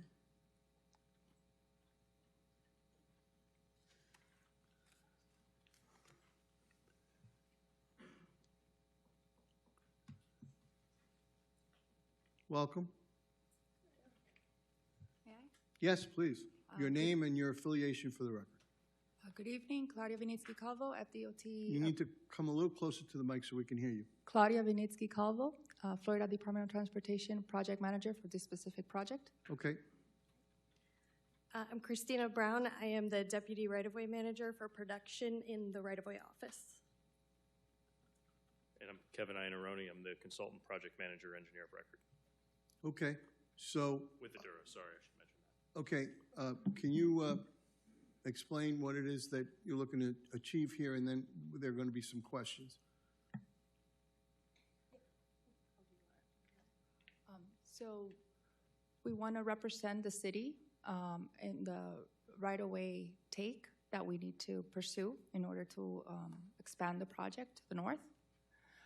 And this is the right-of-way MOA. It's really a boilerplate that we use when we represent off-system projects. Okay. And so we just need it signed by the city that they agree for us to represent them. It does, it may go all the way to eminent domain. That's something that DOT does as part of our process. But it's really just to represent the city. And I believe there was some concern about eminent domain and how the city feels about it. And so it was brought in front of the commission for this document to be spoken about. Anything else? I'll just clarify a little bit. So this MOA is actually required for us in order to move forward with the project, because we do go through the eminent domain process. We need the city, a resolution from the city saying that we can acquire land on behalf of the city, because this land eventually will be turned back over to the city. Okay, and how about this business with a wall? Are you planning to put up wall as part of your project? So there's a noise wall that's been proposed and coordinated with the community, the Honeywood community. It goes to a vote. All of the affected residents have the opportunity to vote to see if they want the wall. So there is an 8-foot noise wall that's being proposed. Essentially from the point where the Cinnamon Ridge wall turns, from there down to the entrance at Jody Lane, is an 8-foot wall is being proposed. It's a noise wall. 646 residents in there, that only impacts about 12 houses. Are those the 12 that are along the wall line? The 12 that what's called a benefited receptor, those that actually get the benefit from the sound reduction from the wall, they have the opportunity to vote. So they are generally the ones that are up against the wall, and it's a simple majority rules. Honeywood was told they had no say in the matter other than those 12. Could you come forward, please? Let's at least resolve the wall today. So he's saying that the 11 that are along the right-of-way, there are 11 homes? There's, I believe, 9 benefited receptors. I have Okay. to report out. But He's saying that they will decide whether the wall goes up. That's the way they operate. You got a problem? Is that good? That's what was said. We expressed our concern to that because of the placement of the wall and what that would do for the community, because what it's going to do is it's going to have a wall, a vacant piece of land, which is ours, but they say it's not ours now, and then homeowners' fences. So you're going to create a dead man's alley that's going to be protected from visible appearance from Pembroke Road, and you'll have basically a chunk of land between a wall and a fence that any transient people can come in. And we've expressed that interest, but we were told we had no say in the matter other than those 9 homes. Can you address that? Well, the process for the noise wall moving forward is not something that I control. That's how it's voted. We've worked with the HOA to try and resolve the issue. We understand his concern, their concern. Right now, the way it's designed, there will be where the community wall coming down Honeywood's, Cinnamon Ridge is there, Cinnamon Estates. We will hit that point where it turns, and then it turns into a fence line. So the wall will create a gap between those two that will be fully closed but open when you get to Jody Lane. So there's a gap from the Jody Lane terminus point to the beginning of the fences inside of the development. And how would that gap, how would that gap be resolved? Well, I'm not sure what the options are based on the ownership of the property, but a fence could be installed at some point, or it could be left open. Okay. Yes. If I may, that area there, in the past, the HOA mentioned that we could potentially move the wall where the fence is today, if we can knock it down, et cetera, if that land belonged to them, or if we can sort it out and move it back there. But So if the wall was on the property line of the residents that are impacted, that would basically eliminate this alleyway, is what you're saying? It would. I believe those residents would need to be told that when they ask for what their opinion of the placement of the wall is. It's not the information that was shared. Okay, but it sounds like with respect to the wall, there is the potential for an agreement. Correct? Am I hearing that? So the issue is, Am I hearing that? well, we would be able to do it if they're the owners and they Okay, donate so it. the potential is there for agreement. Okay, my last question is this. If this commission was to determine it in the best interests of the city to defer this project for 2 weeks, at which time we would, in time certain, seek to review it and vote on it then, during which 2 weeks you all would have the opportunity to meet and resolve these concerns. Would that endanger the project in any particular way, a 2-week deferral? No. No. Okay, thank you very much. Those are all of my questions. Is there anyone else from the public that wishes to be heard on this matter? Seeing none. Sorry, I have a question, and I don't know. Commissioners, what's your pleasure? Commissioner Rodriguez. From my understanding, if FDOT is saying that they have no ownership, but from this interaction, it seems as though, although they don't have ownership, you could consider, obviously, their perspective, the community perspective. And what is the regulation for you to notify that community, even if they don't own the land? Do you still have to, because you're close enough, notify all the houses and things like that? Or you don't have to notify anybody of the rest of the project? So when it comes to the acquisition process, we are required to only notify the actual property owner. Our title report came back as Levitt Homes as the property owner. Understood on the property aspect of it, Correct. But because you're doing a project, and I know that FDOT in all projects where a community may be impacted, they have to give notice. Am I correct? As far as public notice, yeah, for the project. And there will still be opportunities for the community to participate, even if they are not owners of the land, in other aspects of the project other than this particular transfer of land or whatever. So we already held that public meeting, Mhm. and we have a list of. It's a microphone. We already had the public meeting. As part of our process, we actually even had an additional public meeting before that to develop alternatives as to what typical section we were going to use, which is something that we don't typically do during design. This is more of a planning phase type. So exactly. So the public's considerations and opinions were considered in the design of this. It is now we're now only talking about the owners of the land. In short, so there was an alternatives, what we're referring to as an alternatives public meeting on December 9th of 2021. And that was, Commissioner Good first brought up the concern about what's the best way to get through here. There wasn't enough public outreach prior to the project going to design. So we took a step back. We held that meeting in December. We presented 3 different alternatives for how to get 6 lanes through this project area.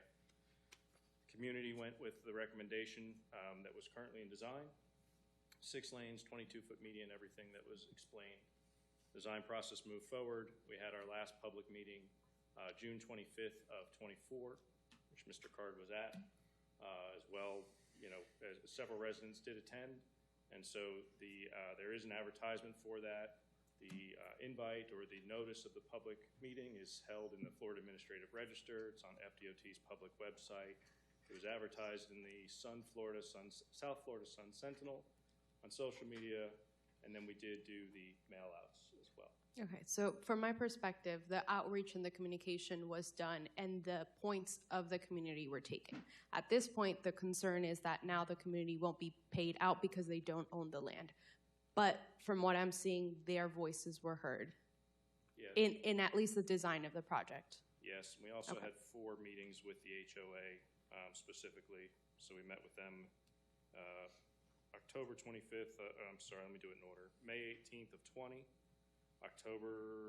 next would be October 25th of 21, October 20th of 22, and March 30th of 23 were direct meetings with the HOA and or their representatives. I appreciate it, thank you. So I do have one more question to ask. So FDOT, who owns the land in front of the residents, separate apart from the clear title that the city has for item 15? The city does not have clear title. Point of clarification. Under item 15, we don't? No, the attorney made reference that we own it by dedication. We do not own it with a free title.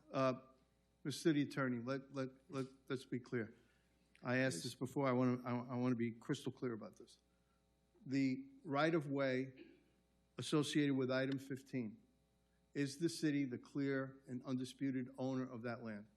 The answer for the record is that the dedication of the property was by a developer in years past, dedication by plat, Plats are accepted by the commission when they are approved. When there's an offer to dedicate, there must be an acceptance of the dedication. When the city commission back in the day accepted that dedication, it accepted the dedication from the property owner that was then Levitt Homes. The answer is the city owns the property. It is the intended owner, it is the legal owner, it is the owner of that land as we speak. Okay, so. And the answer is that. So, Clear title is fee simple title. Do we have a title? the city attorney. Fee simple title is the highest degree of ownership you can provide, and that I don't dispute the commissioner's analysis of that, but all I can answer for you as having experience with title examination is the fact that the land was dedicated by plat. The city owns it. If the department thinks the city doesn't own it, I would be surprised. But the only item before the commission this evening is the MOA, the proposed MOA between the department and the city, requesting that the city vacate what the department thinks the city has an interest in, and there's also in the MOA a request to give you a quick claim deed. Okay. It's in the document. So that's clear. The city, in the opinion of our lawyers, the city owns the area in front of the park. Now, the area in front of the community, who's the owner? So that would, according to the title report that FDOT received, it's Levitt Homes LLC, which Okay. is an inactive corporation. It's an inactive corporation. Correct. So it looks as though who owns that land is a decision, what, Mr. City Attorney, that a judge has to make if asked? On the assumption, which lawyers don't like to do any assumptions of any kind, if the department wants to acquire the property and it cannot take title by a deed or some other conveyance document that perfects their title to prepare the project, they will condemn the property through eminent domain. And they will ask a judge to confirm their title and to convey title by the process under Chapter 73 and 74 of the Florida statutes, by whatever process in those statutes are provided by law, and the department will then own it. But they'll be required to assess a value to what's being taken. So ultimately, now I sort of understand better why item 15 is crafted the way it is. Item 15, Ms. City Attorney, does this make sense? Item 15 is crafted the way it is because there's no question as to who owns the title of the, who owns the land that is sought to be covered under this MOA. And that is also the position of the DOT. Hold on a second. So if we were to defer this for 2 weeks, I think that this would give, given that it does not put the project at risk, I think that this would give the parties involved the opportunity to meet, to talk, and to figure it out. Because if you all go to eminent domain, that's another way that they get paid, assuming it's them. So I really think that there are a lot of unanswered questions here. The district commissioner is not satisfied that we have answered all. I mean, I'm not going to speak for him, but it's sounding to me like he's not satisfied that we have enough clarity with the entire project to move forward with any component of it. And so those are my comments. All right. Mr. Mayor, if I may now? Please do. So to address your specific reference or concern about ownership, I'd like to point to the backup documentation under Exhibit 3. Okay. Just for a moment. And in that exhibit, under the second bullet, it speaks to parcel ownership, and it specifically says city has recreational easement for the park, not fee simple ownership. The city may want to consider releasing, vacating their easement rights associated with the right-of-way needed for the project. So that's in response to your concern. Well, that's a legal argument. So let's ask the attorney to clarify. Is that inconsistent with ownership of the property, Mr. City Attorney? I'm trying to find the section. Okay. Commissioner, that's on the Exhibit 3 you're referring to? And again, it's made clear it's fee simple. You can own an easement by rights. You're looking at the May 13th, 2025 Meeting minutes? Yes. And the question, Commissioner, is? The second bullet And the parcel and the 105. second sub-bullet, it Parcel speaks to the 105. city as recreational easement for the park, and the mayor asked the question, not me. The question is the characterization in the document that Commissioner Good points to inconsistent with your comment that the city is the owner of the property? No, because again, these are meeting minutes of a meeting conducted by, I assume, by the consultant, correct? Are you the consultant?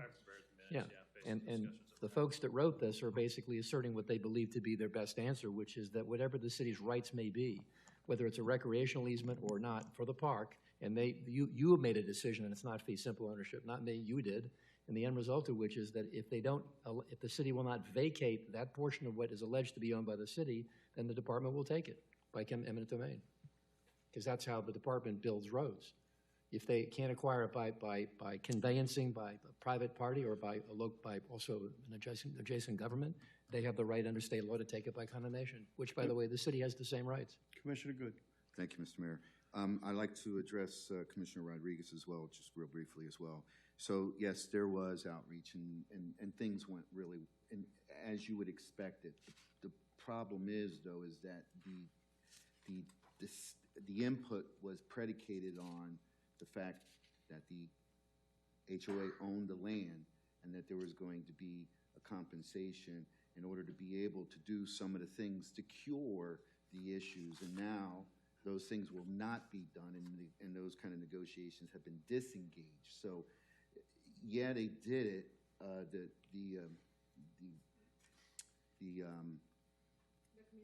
The communication, the outreach, the discussion, and all that stuff, but all of a sudden it stopped short. So it didn't come to a closure, and that's what's missing here.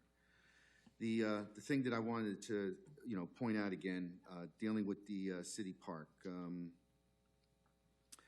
So we got this question about whether the city owns the land or not, right? But we do know at least, though, it was dedicated by plat.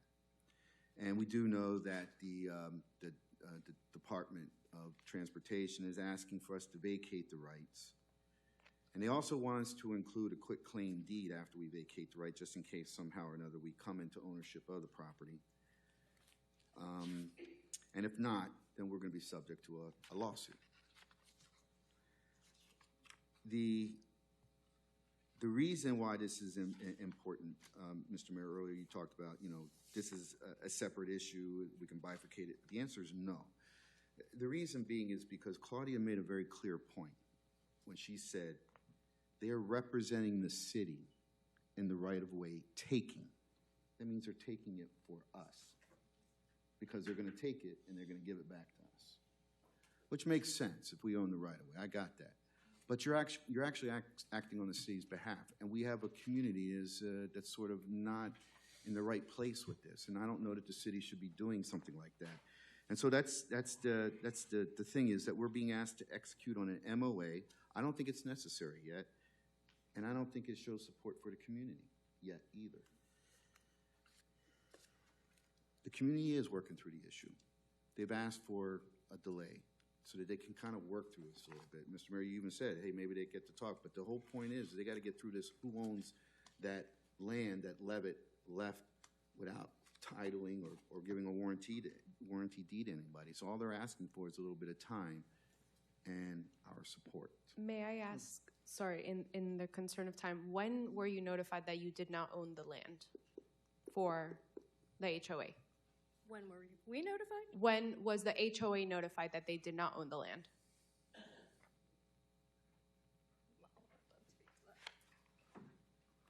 Steve Card with the HOA. We were notified in a conversation from our county commissioner, and then I was notified. County or city? I'm sorry, county. See, I just promoted you. City Commissioner, Mr. Good, and then I checked with Carl Kennedy, and I asked him, and he left me a voicemail indicating we didn't own the land as well. What date was that? This past week. This past week, okay. Just to maybe, if possible, to bring it in for, I had made the motion, but of course, we cannot speak due to sunshine law until we sit up here. I did not know your concerns. You are the district commissioner. I'm going to go with what you would like me to do, but I made the motion, so I'm kind of trapped here. I want the homeowners and FDOT, which, by the way, thank you for widening Pines Boulevard to 75. You did wonderful work, and you've done great work in my district, so this is not a jab at your agency. You guys are excellent, and I appreciate your work. I just want everyone to work together, but I made the motion, so. I'm going to make an amendment, though. So you, Yeah, I'm going to. well, whatever the parliamentarian here says, but go ahead. Thank you. So I just want to just remind us all that we've been in this situation before. We had a project called Flamingo Road Overpass. We had DOT tell us that this is the way it's got to be, and so we did say, you know, Please don't, let's not bring up. But the point is, though, is that there is a different result, and it's a better result. We all like it better. So I appreciate it, so I will go with right. however Right. your amendment is, and I leave that to the mayor to conduct the meeting, obviously. Okay. So one last piece that I just want to speak to is the project funding. Okay. So I know that this funding is 100% by the MPO. It's not the FDOT funds. This land acquisition component of the funding, it's actually equivalent to it was budgeted about $2.3 million for land acquisition. And it was for 2 years, meaning land acquisition for year one, which is your FY26, which is right now. So for this year, it's $1.4 million for land acquisition. And for next year in 2027, it's $900,000. And construction isn't expected to start until 28. So it kind of sounds consistent with we started in 14, we got design, we're here now. You know, it's a couple more years before we even get to construction. So the mayor says, he's concerned about project delivery date and things like that. I certainly don't see why we can't defer this item until we get a resolution with the HOA and DOT to figure out what are we going to do with this land that doesn't seem to be in fee simple title. Because if you go through an eminent domain process, it seems to be a little bit longer and more complicated than if you just go ahead and have a negotiated exchange of land and compensation, which is all I think that the homeowners are looking for, and to get this right back on track. So all we're looking to do, if I may, Mr. Mayor, is I'd like to ask that we defer this item until the HOA comes to some sort of conclusion with whether they own the land or not. And then we come back and we move forward again. But again, the next 2 years, and by the way, so you all know, fiscal year 26 for DOT started in July. Is that correct? And that means for this year, we got until next July, which is 26. And their 27 starts in that July. So we're really like literally 2 years out before any construction work can be completed. They got 2 years to do acquisition. I think that's ample time to allow the parties to get together, get closure to this, because the last thing I think any of us want is a community that's upset with us because we took their land and we didn't give them anything to cure the problems that they have identified while they were going through the community engagement process. Completely understandable. So is there a time frame to your motion to defer? Well, if I would like to defer the item until we receive a letter of support from the HOA. I ask that we defer this item until we get a letter of support from the HOA. That way we know they've gone through the process. Do you have an objection to that? My only concern about that is that if it's not the outcome that they're hoping for, that they are the owners, or we can't clear title to not be Levitt Homes LLC, then what? Do we just hold up our project until that's resolved? I mean, my concern is losing of funding, to be completely honest. In the case, if we do not set a time certain for this, there is no pressure on the HOA, on the attorneys, of everybody involved to get this together, because I personally do not want to lose funding. It's a lot of money that we're not paying for, and we're going to be reaping the benefits of that. Well, our taxpayers pay for it in other ways, but in any case, I personally wouldn't like to lose funding of a project that we've already been waiting for this many years. So I am willing to support the motion if there is a time certain to it, which is a reasonable time at which attorneys can do their thing and figure things out. But I'm not willing to support an eternal Mr. Card, expansion. would a month be sufficient? If I were our association's attorney, I'd like to answer that because I don't know how long it's going to take him. He was advised of this as soon as we were. It's not my fault that they decided Well, not to bring this up until Commissioners, I remind you that it sounds like we're close to a motion to defer. If it comes back in a month, we have other options. But if what we're seeking to do is work with the community and get a vote here, Vice Mayor, I would suggest maybe first. What is it? This is the second meeting in August. Second meeting in September. Is that fair? Yeah, just may I, And because then I don't want you let to it think come that we're back not and- trying to work with the HOA, because I actually have been looking into, we have Compass Investigations looking into Levitt Homes LLC, because it is a dissolved company. It's very Yeah. hard to find who to contact, because we are trying to figure out how we can clear title, because it was our understanding that the HOA was the owner, that the city was the owner of the park, and then, come to find out that the plat did not have specific language of fee simple. So we are looking for solutions, and we do look forward to working with you guys to resolve it. So, I mean, I have no objection to waiting a month. Okay. All right. So, Vice Mayor, a month? So okay, Mr. Mayor, so I will ask that, make a motion to defer this item for a month, and then we'll know a little bit more where we are at, and then we can have another conversation. Should everything be fine, it's no big deal. If not, Okay. then we can talk So about that'll be interpreted as the second meeting in I think it's September 17th. September 17th. September 17th. Okay. Is there any discussion on the motion to defer? Is the amending mine, right? You're amending Yes. my motion? Yeah, you I want to accept it. withdraw and he accepts it. Yeah. Mr. City Attorney, is there any debate on a time certain motion to defer? The answer is that you control the chair, Mr. Mayor. The answer is that typically not. Okay, we're not going to have any debate on this motion. Is there a second to the motion? Seconded by Commissioner Rodriguez. All those in favor of the deferral time certain to September 17th, say aye. Aye. Any opposed? Show passes unanimously. Thank you. Can I please ask that you all, come on, get together. Absolutely. Have a root beer together, and let's build a road, okay? Mayor. Thank you. Mr. Card, we couldn't debate. I was just going to ask if you could advise us in 2 weeks where things are going, Absolutely. because Absolutely. I don't want to wait till the 17th and go. No.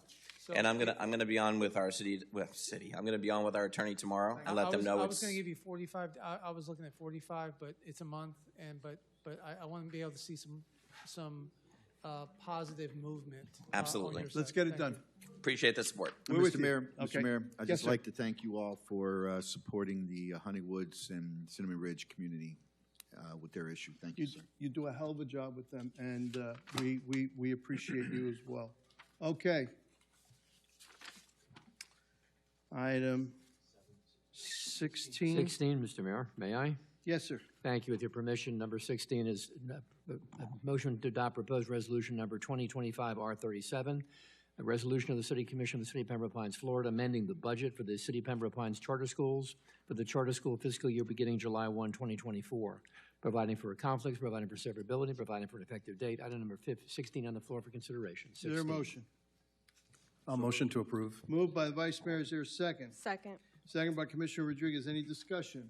Hearing none. Any from the public? Seeing none. All those in favor say aye. Aye. Any opposed? Motion passes unanimously. Permanent Item number for the record is 17. 3927, Mr. Mayor. Thank you. 17 is up. Thank you, Mr. Mayor. Motion to adopt proposed resolution number 2025-R38 is a resolution of the City Commission of the City of Pembroke Pines, Florida, amending the budget for the City of Pembroke Pines / Florida State University Charter Elementary School for the charter school fiscal year beginning July 1, 2024, providing for conflict severability and providing for an effective date. Number 17 on the floor. Is there a motion? I will motion to approve. Moved by the Vice Mayor. Is there a second? Second. Second by Commissioner Rodriguez. Any discussion? Hearing none. Any from the public? Seeing none. All those in favor say aye. Aye. Any opposed? Show passes unanimously. For the record, Mayor, the permit number is Item- 3928. Item 18. 18 it is. Get your seatbelt on. This is item number 18. Motion to adopt proposed resolution number 2025-R39 reads as follows. It is a resolution of the City Commission of the City of Pembroke Pines, Florida, providing for the issuance of not to exceed $50 million of City of Pembroke Pines, Florida, General Obligation Refunding Bond, Series 2025, authorizing the refunding of all or a portion of the City of Pembroke Pines, Florida, General Obligation Bonds of Series 2015, directing the application of the proceeds of such Series 2025 bonds, authorizing a competitive bid, and approving the form of the summary notice of sale and the official notice of sale pertaining to such Series 2025 bonds, making certain provisions and authorizing certain responsibilities with respect to the notice, the bidding, and the sale of the Series 2025 bonds, delegating the award of the sale of the Series 2025 bonds to the city manager or his designee, making certain provisions and delegating certain responsibilities with respect to the Series 2025 bonds, approving the form of and authorizing the distribution of a preliminary official statement, and authorizing the execution and delivery of a final official statement, appointing a bond registrar and paying agent and an escrow agent, authorizing the execution and delivery of agreements between the city and the bond registrar and paying agent, and between the issuer, that's the city, and the escrow agent, authorizing the execution and delivery of a continuing disclosure certificate, authorizing other required actions, supplementing resolution number 3034, previously adopted, and for the record, providing for severability, providing for an effective date. Item number 18 on the floor, Mayor. Is there a motion? Motion to approve. Moved by the Vice Mayor. Is there a second? Second. Second by Commissioner Rodriguez. Any discussion? Yes, Mayor. Yes, Commissioner Schwartz. Mr. Ford?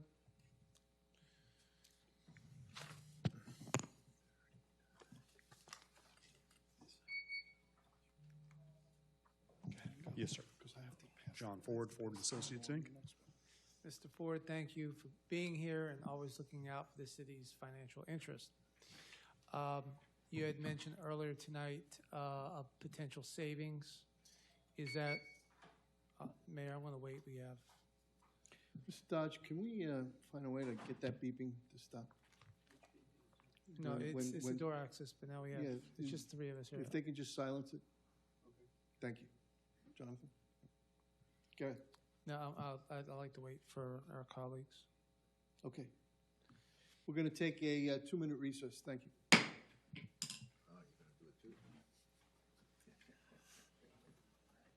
Sorry, Mr. Ford. We'll be right back. Not at all.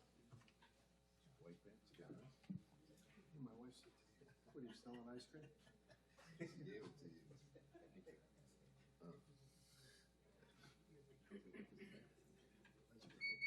Yeah, but that,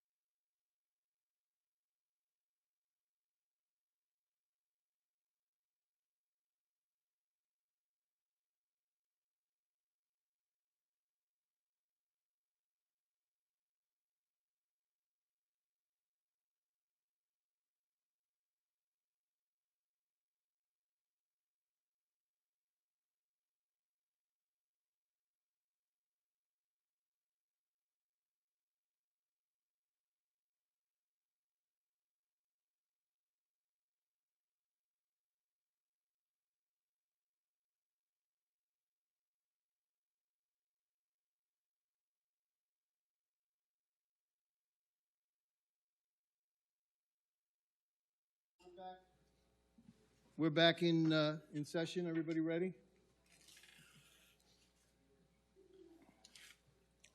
Commissioner Schwartz, you had the floor. Thank you, Mayor. I'll be brief. Mr. Ford, can you describe how we go about all these savings and the structure of which, cost and all that good stuff? Yes, sir. Earlier tonight, I told you that on a cash flow basis. If you speak a little closer. Yes, sir. Earlier tonight, I mentioned that we were estimating, as of this morning, that the city's cash flow savings, which is to say the reduction, the savings that we would get over the remaining 11 years of the debt, would be a little over $4 million, close to $4.5 million. Typically, savings is quoted on a net present value basis. That means what's it worth in today's dollars. If you save time value money, what's it worth today? Net of all fees and expenses, we estimate that it's right about $3.7 million. That's about 7.5% of the debt that we're refunding. Okay, and once we present this to the market, if you see something you don't like, we don't have to hit the go button, you can pull it back? That's correct. Assuming the commission approves this resolution tonight, tomorrow we will post the notice of sale, which will alert potential underwriters to the transaction. We do anticipate pricing this the week of Labor Day, shortened week. Up until the moment that we see the bids and the city manager or his or her designee gives the award and says, yes, go ahead and award that transaction, we do not have to move forward. It's a win-win for everybody involved. Thank you, Mr. Ford. Yes, sir. Thank you. It is indeed a win-win. Any further discussion on this item? Any from the public? All those in favor say aye. Aye. Any opposed? Show passes unanimously. For the Thank you record, Mayor very, and very Commissioner, the much. permanent number Thank is you. 3929, 3929.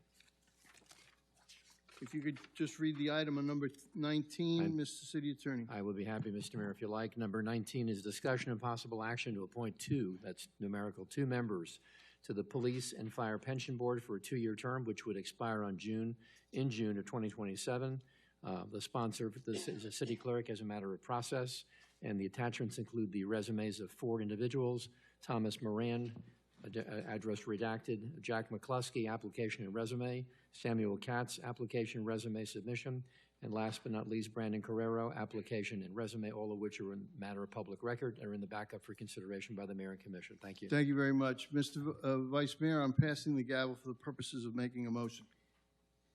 As you all know, I was elected mayor in March of 24 and was sworn into office in April in 24. And in May of 24, I was told, the first mayor, and I was actually surprised about this, the first mayor to meet with our pension board in the city's history. I met with them because I have been, for a very, very long time, concerned about the future viability of the pension fund relative to a commission auditor report that put us on alert that this fund is challenged in several very important financial ways. In a little over 1/2 of all of the property tax collected by the city of Pembroke Pines is sent to the pension board for the purposes of elevating its actuarial health. Half of all of the property tax that we send. It is essential that the fund, particularly as we go into an era which could be especially challenging, that at every position of decision-making there, whether it's staff or the board or any other arrangement, that we have the absolute best qualified people. This is not a reflection on anyone in particular. This is a question of proven and demonstrated professional capacity. For this reason, the pension board sent to us, and I don't mind saying that I encouraged this, an updated investment policy, which this board passed unanimously. And Mr. City Attorney, I believe that the pension document will be here soon. I know Julie Clark has been working on it together with the pension board. And with pension council, that's correct. They have been earning interest in the 7% range, which puts them about at where about other pension funds need to be. However, in order for this fund to create some easement to the city's contribution, which will allow us to stretch property tax dollars, which in the current political environment is currently up in the air in terms of what the state might do in the future. It makes it even more important that we have people who really understand these investments making decisions. And so there are two that stand out here. One actually lives in Miami-Dade County, and while qualified, I asked whether someone that doesn't live in Pembroke Pines would be eligible for this board, and I was told that by state statute, city attorney, they are not, correct? That is correct, Mr. Mayor. Which is sort of odd, because for years we had somebody on the board who did not live in the city of Pembroke Pines, but I guess that detail wasn't caught. I would like to move that the City Commission appoint to the pension board, and I believe these are for 2-year terms, correct? 2-year terms, Mr. City Attorney? That's the reference, that's correct. Okay. Mr. Thomas Moran and Mr. Brendan Carrero. Is there a second? I'll second. I would like to make a substitute motion, and I don't know if this is the right time to bring it up, but considering we have 170,000 residents in the city of Pembroke Pines. 1,000 residents in the city of Pembroke Pines to have gotten 3 viable applications for such a prominent board and something that the city really truly needs. I don't believe it's enough of a pool for us to search, to select from. My proposal would be for us to defer this item and put forth either a $500 budget or $750 budget, something reasonable for social media advertisement on Meta, on Instagram and Facebook, pending on the match rates for this, that we promote the specific board on its own without, because I know the social media does post advisory board openings, but I would like a specific post for this, calling for any person with a financial services background, preferably for this post. My understanding, and I share the sentiments of the mayor, is that we're putting in a lot of money and we're not making as much money as we believe we should be in the market. I would personally really like to see 2 people that we put in from financial services, preferably someone with experience in a professional capacity of doing something similar, whether it's money market manager, whatever that may entail. I just want to be able to have a broader reach at the application pool, and I believe the only way to do that is actually get that application opening to the eyes of our residents.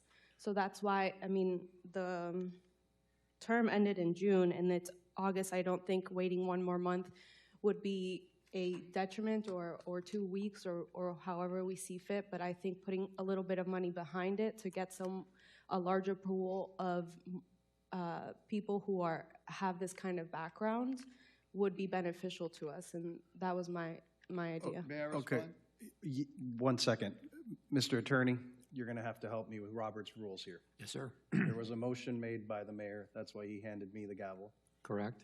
There was a second by Commissioner Rodriguez. However, she's submitting a substitute. She seconded the main motion, but she's also suggesting a substitute motion.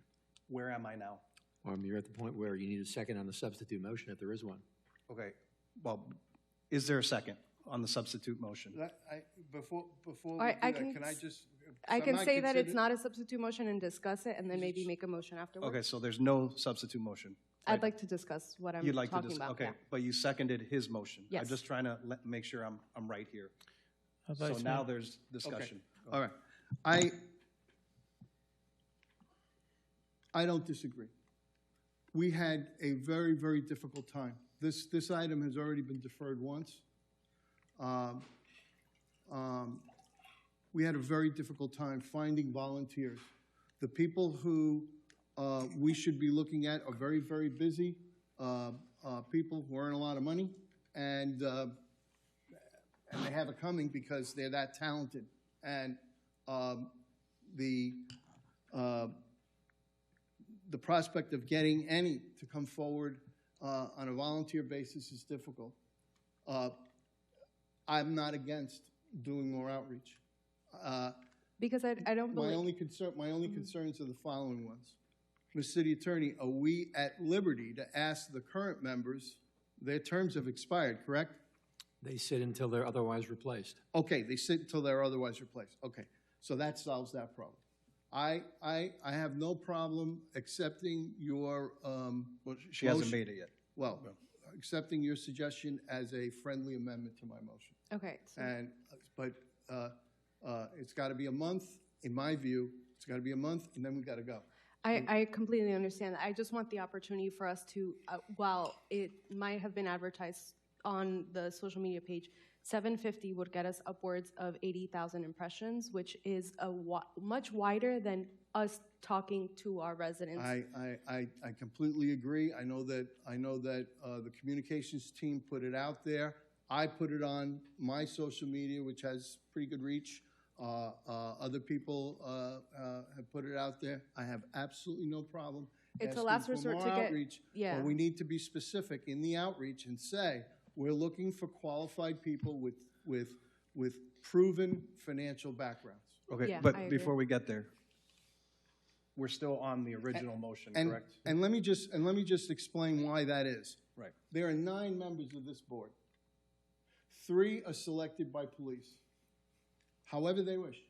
3 are selected by fire, however they wish. We get 3.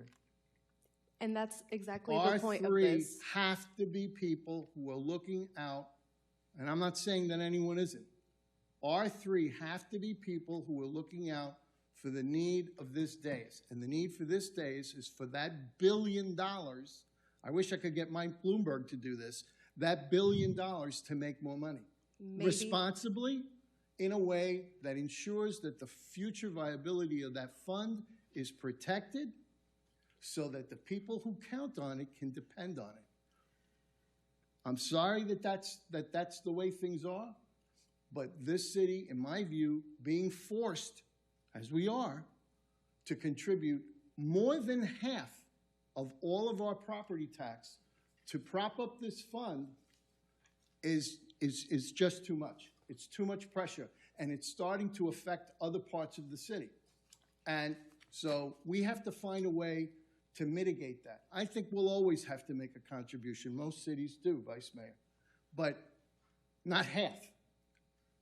And so I have no difficulty saying it. I have no difficulty being upfront about it. I have no difficulty asking for more outreach, but it needs to say people who have proven financial backgrounds. Okay. I but completely agree. Before your substitute, I think Commissioner Schwartz and Commissioner Good have to speak. Thank you, Vice Mayor. I'll be as delicate as possible. About a year ago, it was reported that we have to follow the law of the ordinances in this chamber. And when we follow the law in this chamber, we have to follow what the ordinance says for the makeup of the Fire Police Pension Board. City Attorney. Yes, sir. Not a blindside hit, but I need you to pull up that statute, that ordinance, while I'm talking here, because it specifically says the qualifications required to be a citizen, appointee. You know what it doesn't say? That they have to have a financial background. So if what we're going to do is seek financial people, like the one I had appointed back in 2013 that got run off, a certified financial planner for first investors that got run off because he knew too much. Who was that? John Curran. I didn't run him off. I don't know what you're talking about. Well, we can look back at the votes because it was 4-1. Okay. That Let's being go. said, Yeah, I that being appreciate it. said, Vice Mayor, I asked the clerk to pull up the posting of this last round. And if you could share that on the screen. And please notify the commission when that was actually posted. Whenever you can. Yep. And Mr. City Attorney, if you could pull up that section to read into the record the qualifications of the citizen portion. Now, So if the while- statute states that, we could simply say we would prefer, or like, highly we're going to follow. persuaded we're by going a to financial follow- order. We're going to I'm follow gonna ask the city attorney the in a second. ordinance. Number 3. I'm not saying not The- to the follow folks- the ordinance. The folks who serve are not the investors. You see, long time ago, I was at the pension board, and I sat and I watched and I asked questions because I wanted to know the makeup of the 9 members and what their roles and responsibilities are. And you can see from the minutes that once a quarter, the financial folks come in and they talk about how the fund is doing, the trends, and then you have the business of the drop accounts and this thing and that thing, okay? But what they don't do is they don't pick. They don't pick the investments. They listen to the financial advisors that they've hired. Now, we just got an email 2 weeks ago, maybe, about the new ones coming in because of the shift in some of the policies, and that was a decision that the board made. But they don't pick stocks and mutual funds. Point of order, Vice That's Mayor. not their role of the board. Okay, hold on one second, Commissioner. Point of order, go ahead. Okay. So, Mr. City Attorney, Yes, Mayor.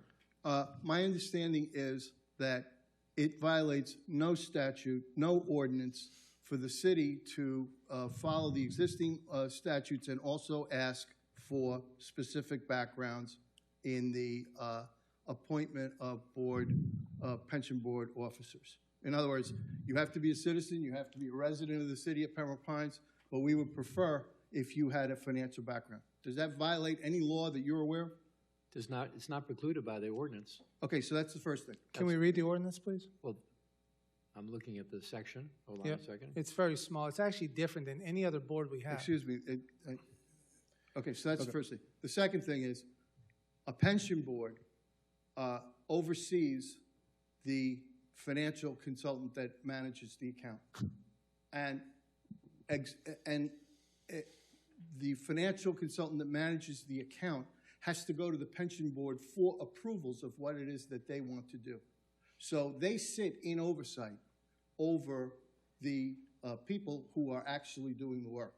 No one has ever said that we're looking for pension board people to pick individual stocks. We're not appointing day traders. We are appointing people who understand finance to the point where they can tell whether or not a pension fund that works for a corporation is simply investing our $1 billion in whatever their corporation would prefer that $1 billion to go in, or whether or not that $1 billion is going into investments that give us the greatest rate of return. That is their job as overseers to ensure. Okay, can I ask the city attorney now if you have the ordinance I that do. Commissioner Schwartz was I'd be happy requesting? to respond, Mr. Vice Mayor, with your permission. That's the first time you asked me that. Yeah, go ahead. Thank you. Well, you have the gavel, that's why. I know. Out of complete respect. So in looking at, you're looking at Chapter 34, Commissioner I am, Schwartz? sir. Are you looking at a specific section in Chapter 34? No, the police and fire pension. Because there are a lot of subsections in 34. Let me try to find the one that talks Yeah. about the While you're looking for that, if the clerk I can have it, just it's right start- here, Oh. right in front of me, not a problem. This talks about the board being established, 34.56, board established powers and duties. Mhm. It talks about the consistency, the membership of the board. It speaks about 3 members other than firefighters or police officers to be appointed, provided for by Division C below, 3 members of the fire department appointed, 3 members of the police department. Talks about the terms, and then it talks about everything, but there's nothing specific in this provision of Chapter 34.56 of the City Code that requires a financial background or requires a specific financial acumen. There's also a matter of law. There's nothing that precludes it either. And that's a thing that lawyers look at when you look at, an ordinance or a statute. If it's not otherwise precluded, then it's presumed to be legally permitted. So my question to you is there any law that would prohibit the city of Pembroke Pines from using its legislative authority to appoint members of the pension, police and fire pension board who have financial backgrounds? The answer is no. Okay, thank you. Okay. So Commissioner Schwartz, more questions? The city clerk, could you, okay. City clerk, through the city manager, when was this posted? I think it says May 1. No, I'm not asking you, Vice Mayor, I'm asking the clerk specifically. May 1st, 2025. Okay, and was it re-advertised? It was posted until, it should have been posted until June 17th. Because the meeting, the Okay, the so item was the I'm very just- next day. Madam Clerk, I'm just getting a timeline on this, okay? Because we posted it from May 1 through the 17th, but yet we have 2 applications in August. It closed. Let's just wrap up so that I could give him the point of order. I understand what you're saying. It closed out, but we have 2 applications that were dropped onto this agenda that weren't completed until August. Now, if we are going to lawfully advertise an opening and a closing, there's a reason why we do that. Because I don't want to ask the applicants how did they know they can put an item on the agenda after it got closed out. I won't ask that of the applicants, because that's unfair to them. But if we're going to follow the law and advertise an opening and a closing, that's what it should be. If it is the purview of this commission to re-advertise, then certainly the clerk would have an opening and a closing.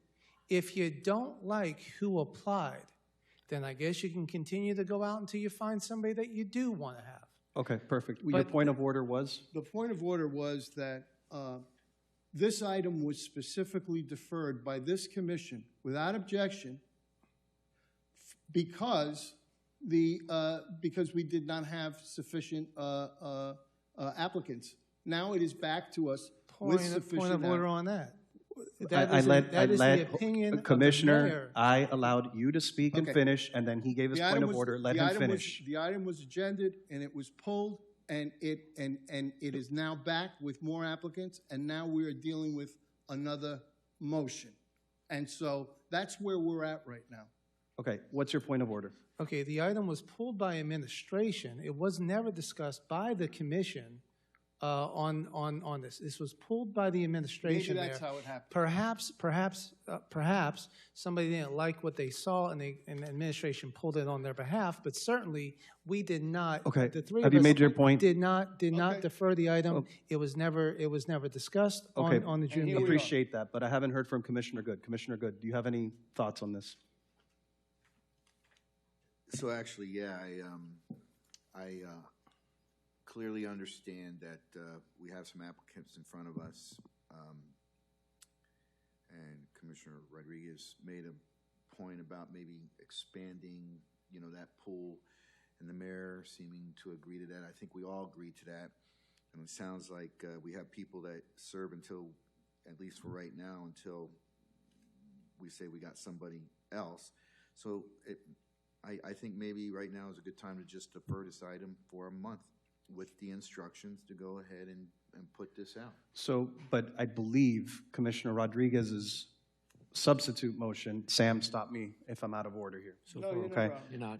I believe your substitute motion attached a dollar amount to advertising. So could you maybe state it all? My motion then would be to defer this item for a month, put money behind the item in not this kind of advertisement, but digital advertisement through social media to get a broader reach, and double, triple check that we are advertising it and that we have a closure of the date of the application. Okay, just a question. And I'll accept it. I know you will accept it, but money is a little vague. Can you? $750. $750. Is that something you're For- accepting? No problem. But Commissioner Good, you went forward to the mic as if you were going to make a comment. Mr. Vice No, Mayor, Mr. Vice Mayor. So if that's a motion, then I second it. Mr. Vice Mayor? Yes. Just to be clear, we need a date for the closure, and also that's a not to exceed figure of 750. Exactly, so you got to get more specific. He said you need a date of closure, and what else? And a cap on the not to exceed 750. is Not to additional exceed expense. 750, Okay, so so not to exceed 750. I think you got to restate it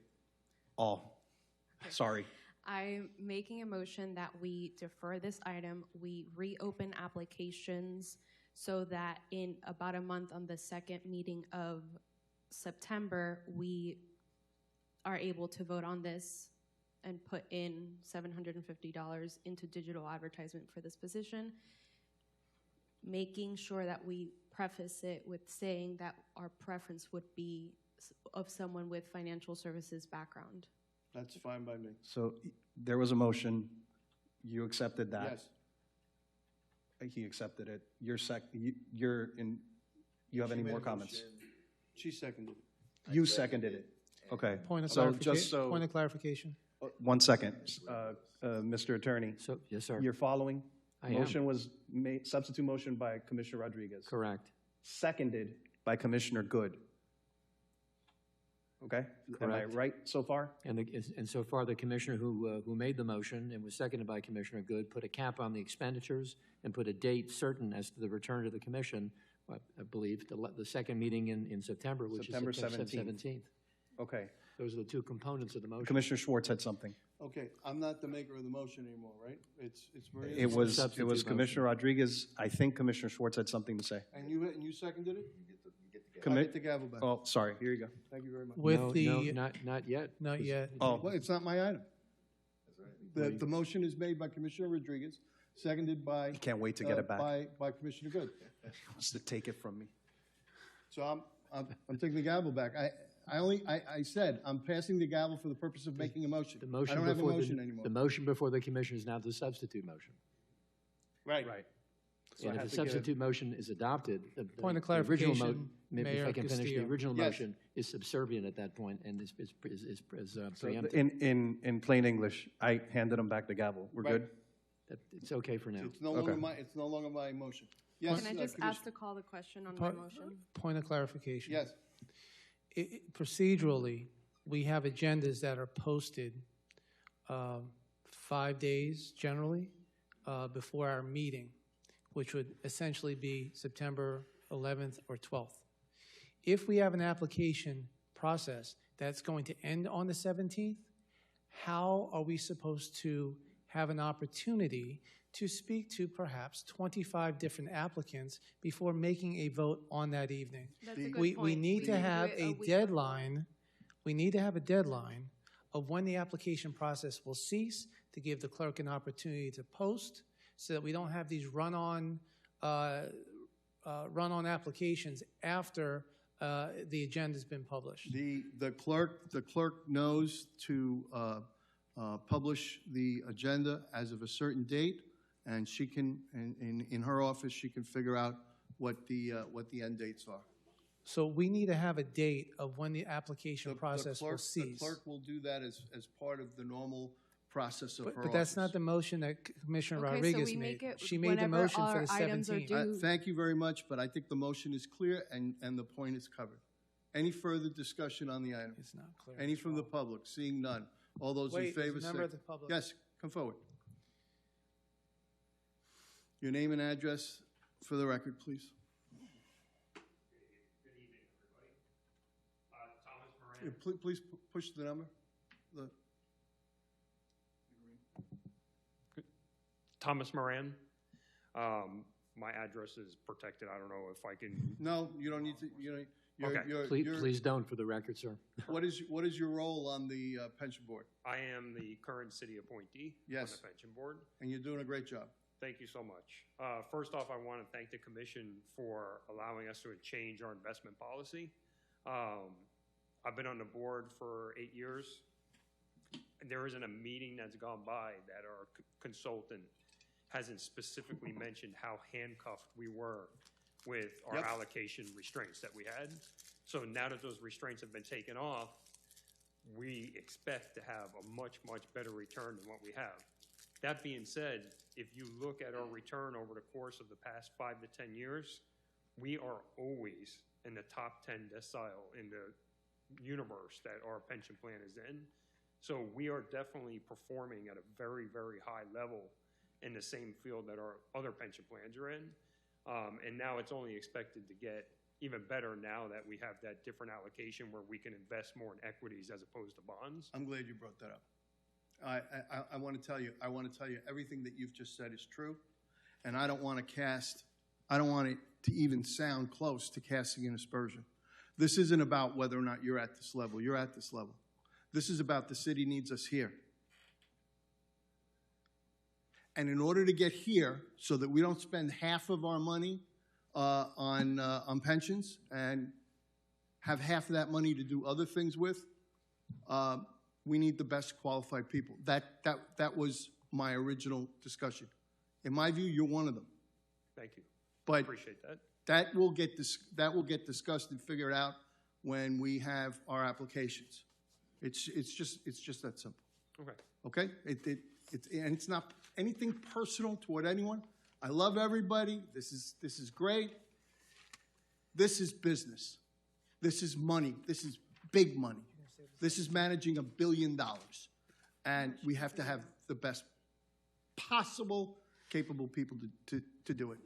Otherwise, we cheat ourselves, our city, and police and fire. Thanks. Okay. Anything else? Thank you. Okay, all those in favor say aye. Aye. Aye. Any opposed? No. Shows it passes 4-1. The next item is, I think we're done, right? Anything, reports of the league MPO representatives? No meetings. No meetings, okay. For the league, I believe it was just Commissioner Hernandez and I that went to the League of Cities. Yes, I could not go, I'm sorry. It was really good opportunity. One of the main things that they did talk about was property taxes. Right. Of course, they had some legislators there. A lot of the cities are trying to figure out what way they can inform their residents as to the possibility of this potential law in the future that may take away our property taxes. All of the concerns that we've already brought up. One of the main points that I took from one of the conversations is that the moment that this moves on and there is a bill on it and people have to vote on it, we are barred from having conversations regarding property taxes or at least suggesting anything of a vote that is on a ballot. What I really would like us to do is, and maybe this can be part of the conversation in the workshop, but put a specific emphasis in our communication to residents about what their property taxes do for them, how crucial they are to public safety, and making sure that we are putting every ounce of effort into letting people know what that happens, what is the possibility of in the case that a ballot measure may come up, because we can still talk about it, it hasn't come up. And that in the case that something like that were to come up, how deeply affected we would be and how much of a risk it would be to our safety in the city. Yeah. So I want to make sure that we're talking about it, and and that's a big conversation we can have a little bit more at length during our upcoming workshop. But I also did want to point out that we don't necessarily do any town hall budget meetings. I know we get presented the budget, and I know obviously these meetings are public and they're advertised, but I would like either something virtual that we can present to residents that is in a little bit more layman's term and do a simplified version of our presentation of budget to our constituents, because they explain it to us. We usually have a much better understanding of what our budget entails, and sometimes we just don't have that input from the community on our budget priorities because they're not here to speak on it. And I believe in meeting the people where they are and making sure that we're bringing that communication to them. I believe a virtual town hall or simply a presentation that we can do and put together a more layman's term presentation of our budget is crucial for us to get that feedback. And I don't want it to be like the town halls before where it just takes a lot of effort from all our department heads to attend. But if we do something virtual, open it, promote it as much as we can get some feedback, and the community will feel a little bit more heard in what our budget priorities may be. Mr. Dodge, is there a way, without objection, unless anyone objects, is there a way that we can ask communications to take a look at how we can do that? Maybe we can pick that up once we meet on communications in a workshop. I think that's a wonderful idea. And then I would, Yes. okay. We can bring it up But then. in moving towards the workshop, I would like us to see if there's any possible date where we could do a live town hall meeting virtually. I have no objection to it. Okay, if we can make sure we're working on that. My only concern is making sure that decorum is maintained during these kinds of town hall meetings, that you don't have people We can do doing it the like obvious problem. yeah. You know, you want to maintain the. I'm all for openness, but you have to For maintain example, the during dignity of the city. the Jaguar workshops that they Yeah. do for the parents, they make it so it's just a presentation and people can only ask questions, and the questions are not posted publicly, and simply they're submitted to the administrator. I think that format works, and we can attach people's names to it if they so authorize, or just say, here's a question that's come in, and let's all answer them, and I think that's great. Thank you. That's it from the league. Anything else from the league? No, I believe there's tentative schedule that Karen and Julie will be sending out from the league on the director's lunch and on the general membership meetings. Thank you very much. It's been a very, very good meeting. We tackled some difficult issues, and we did it collegially, and I'm thankful to the board. Anything further? Seeing none, this meeting's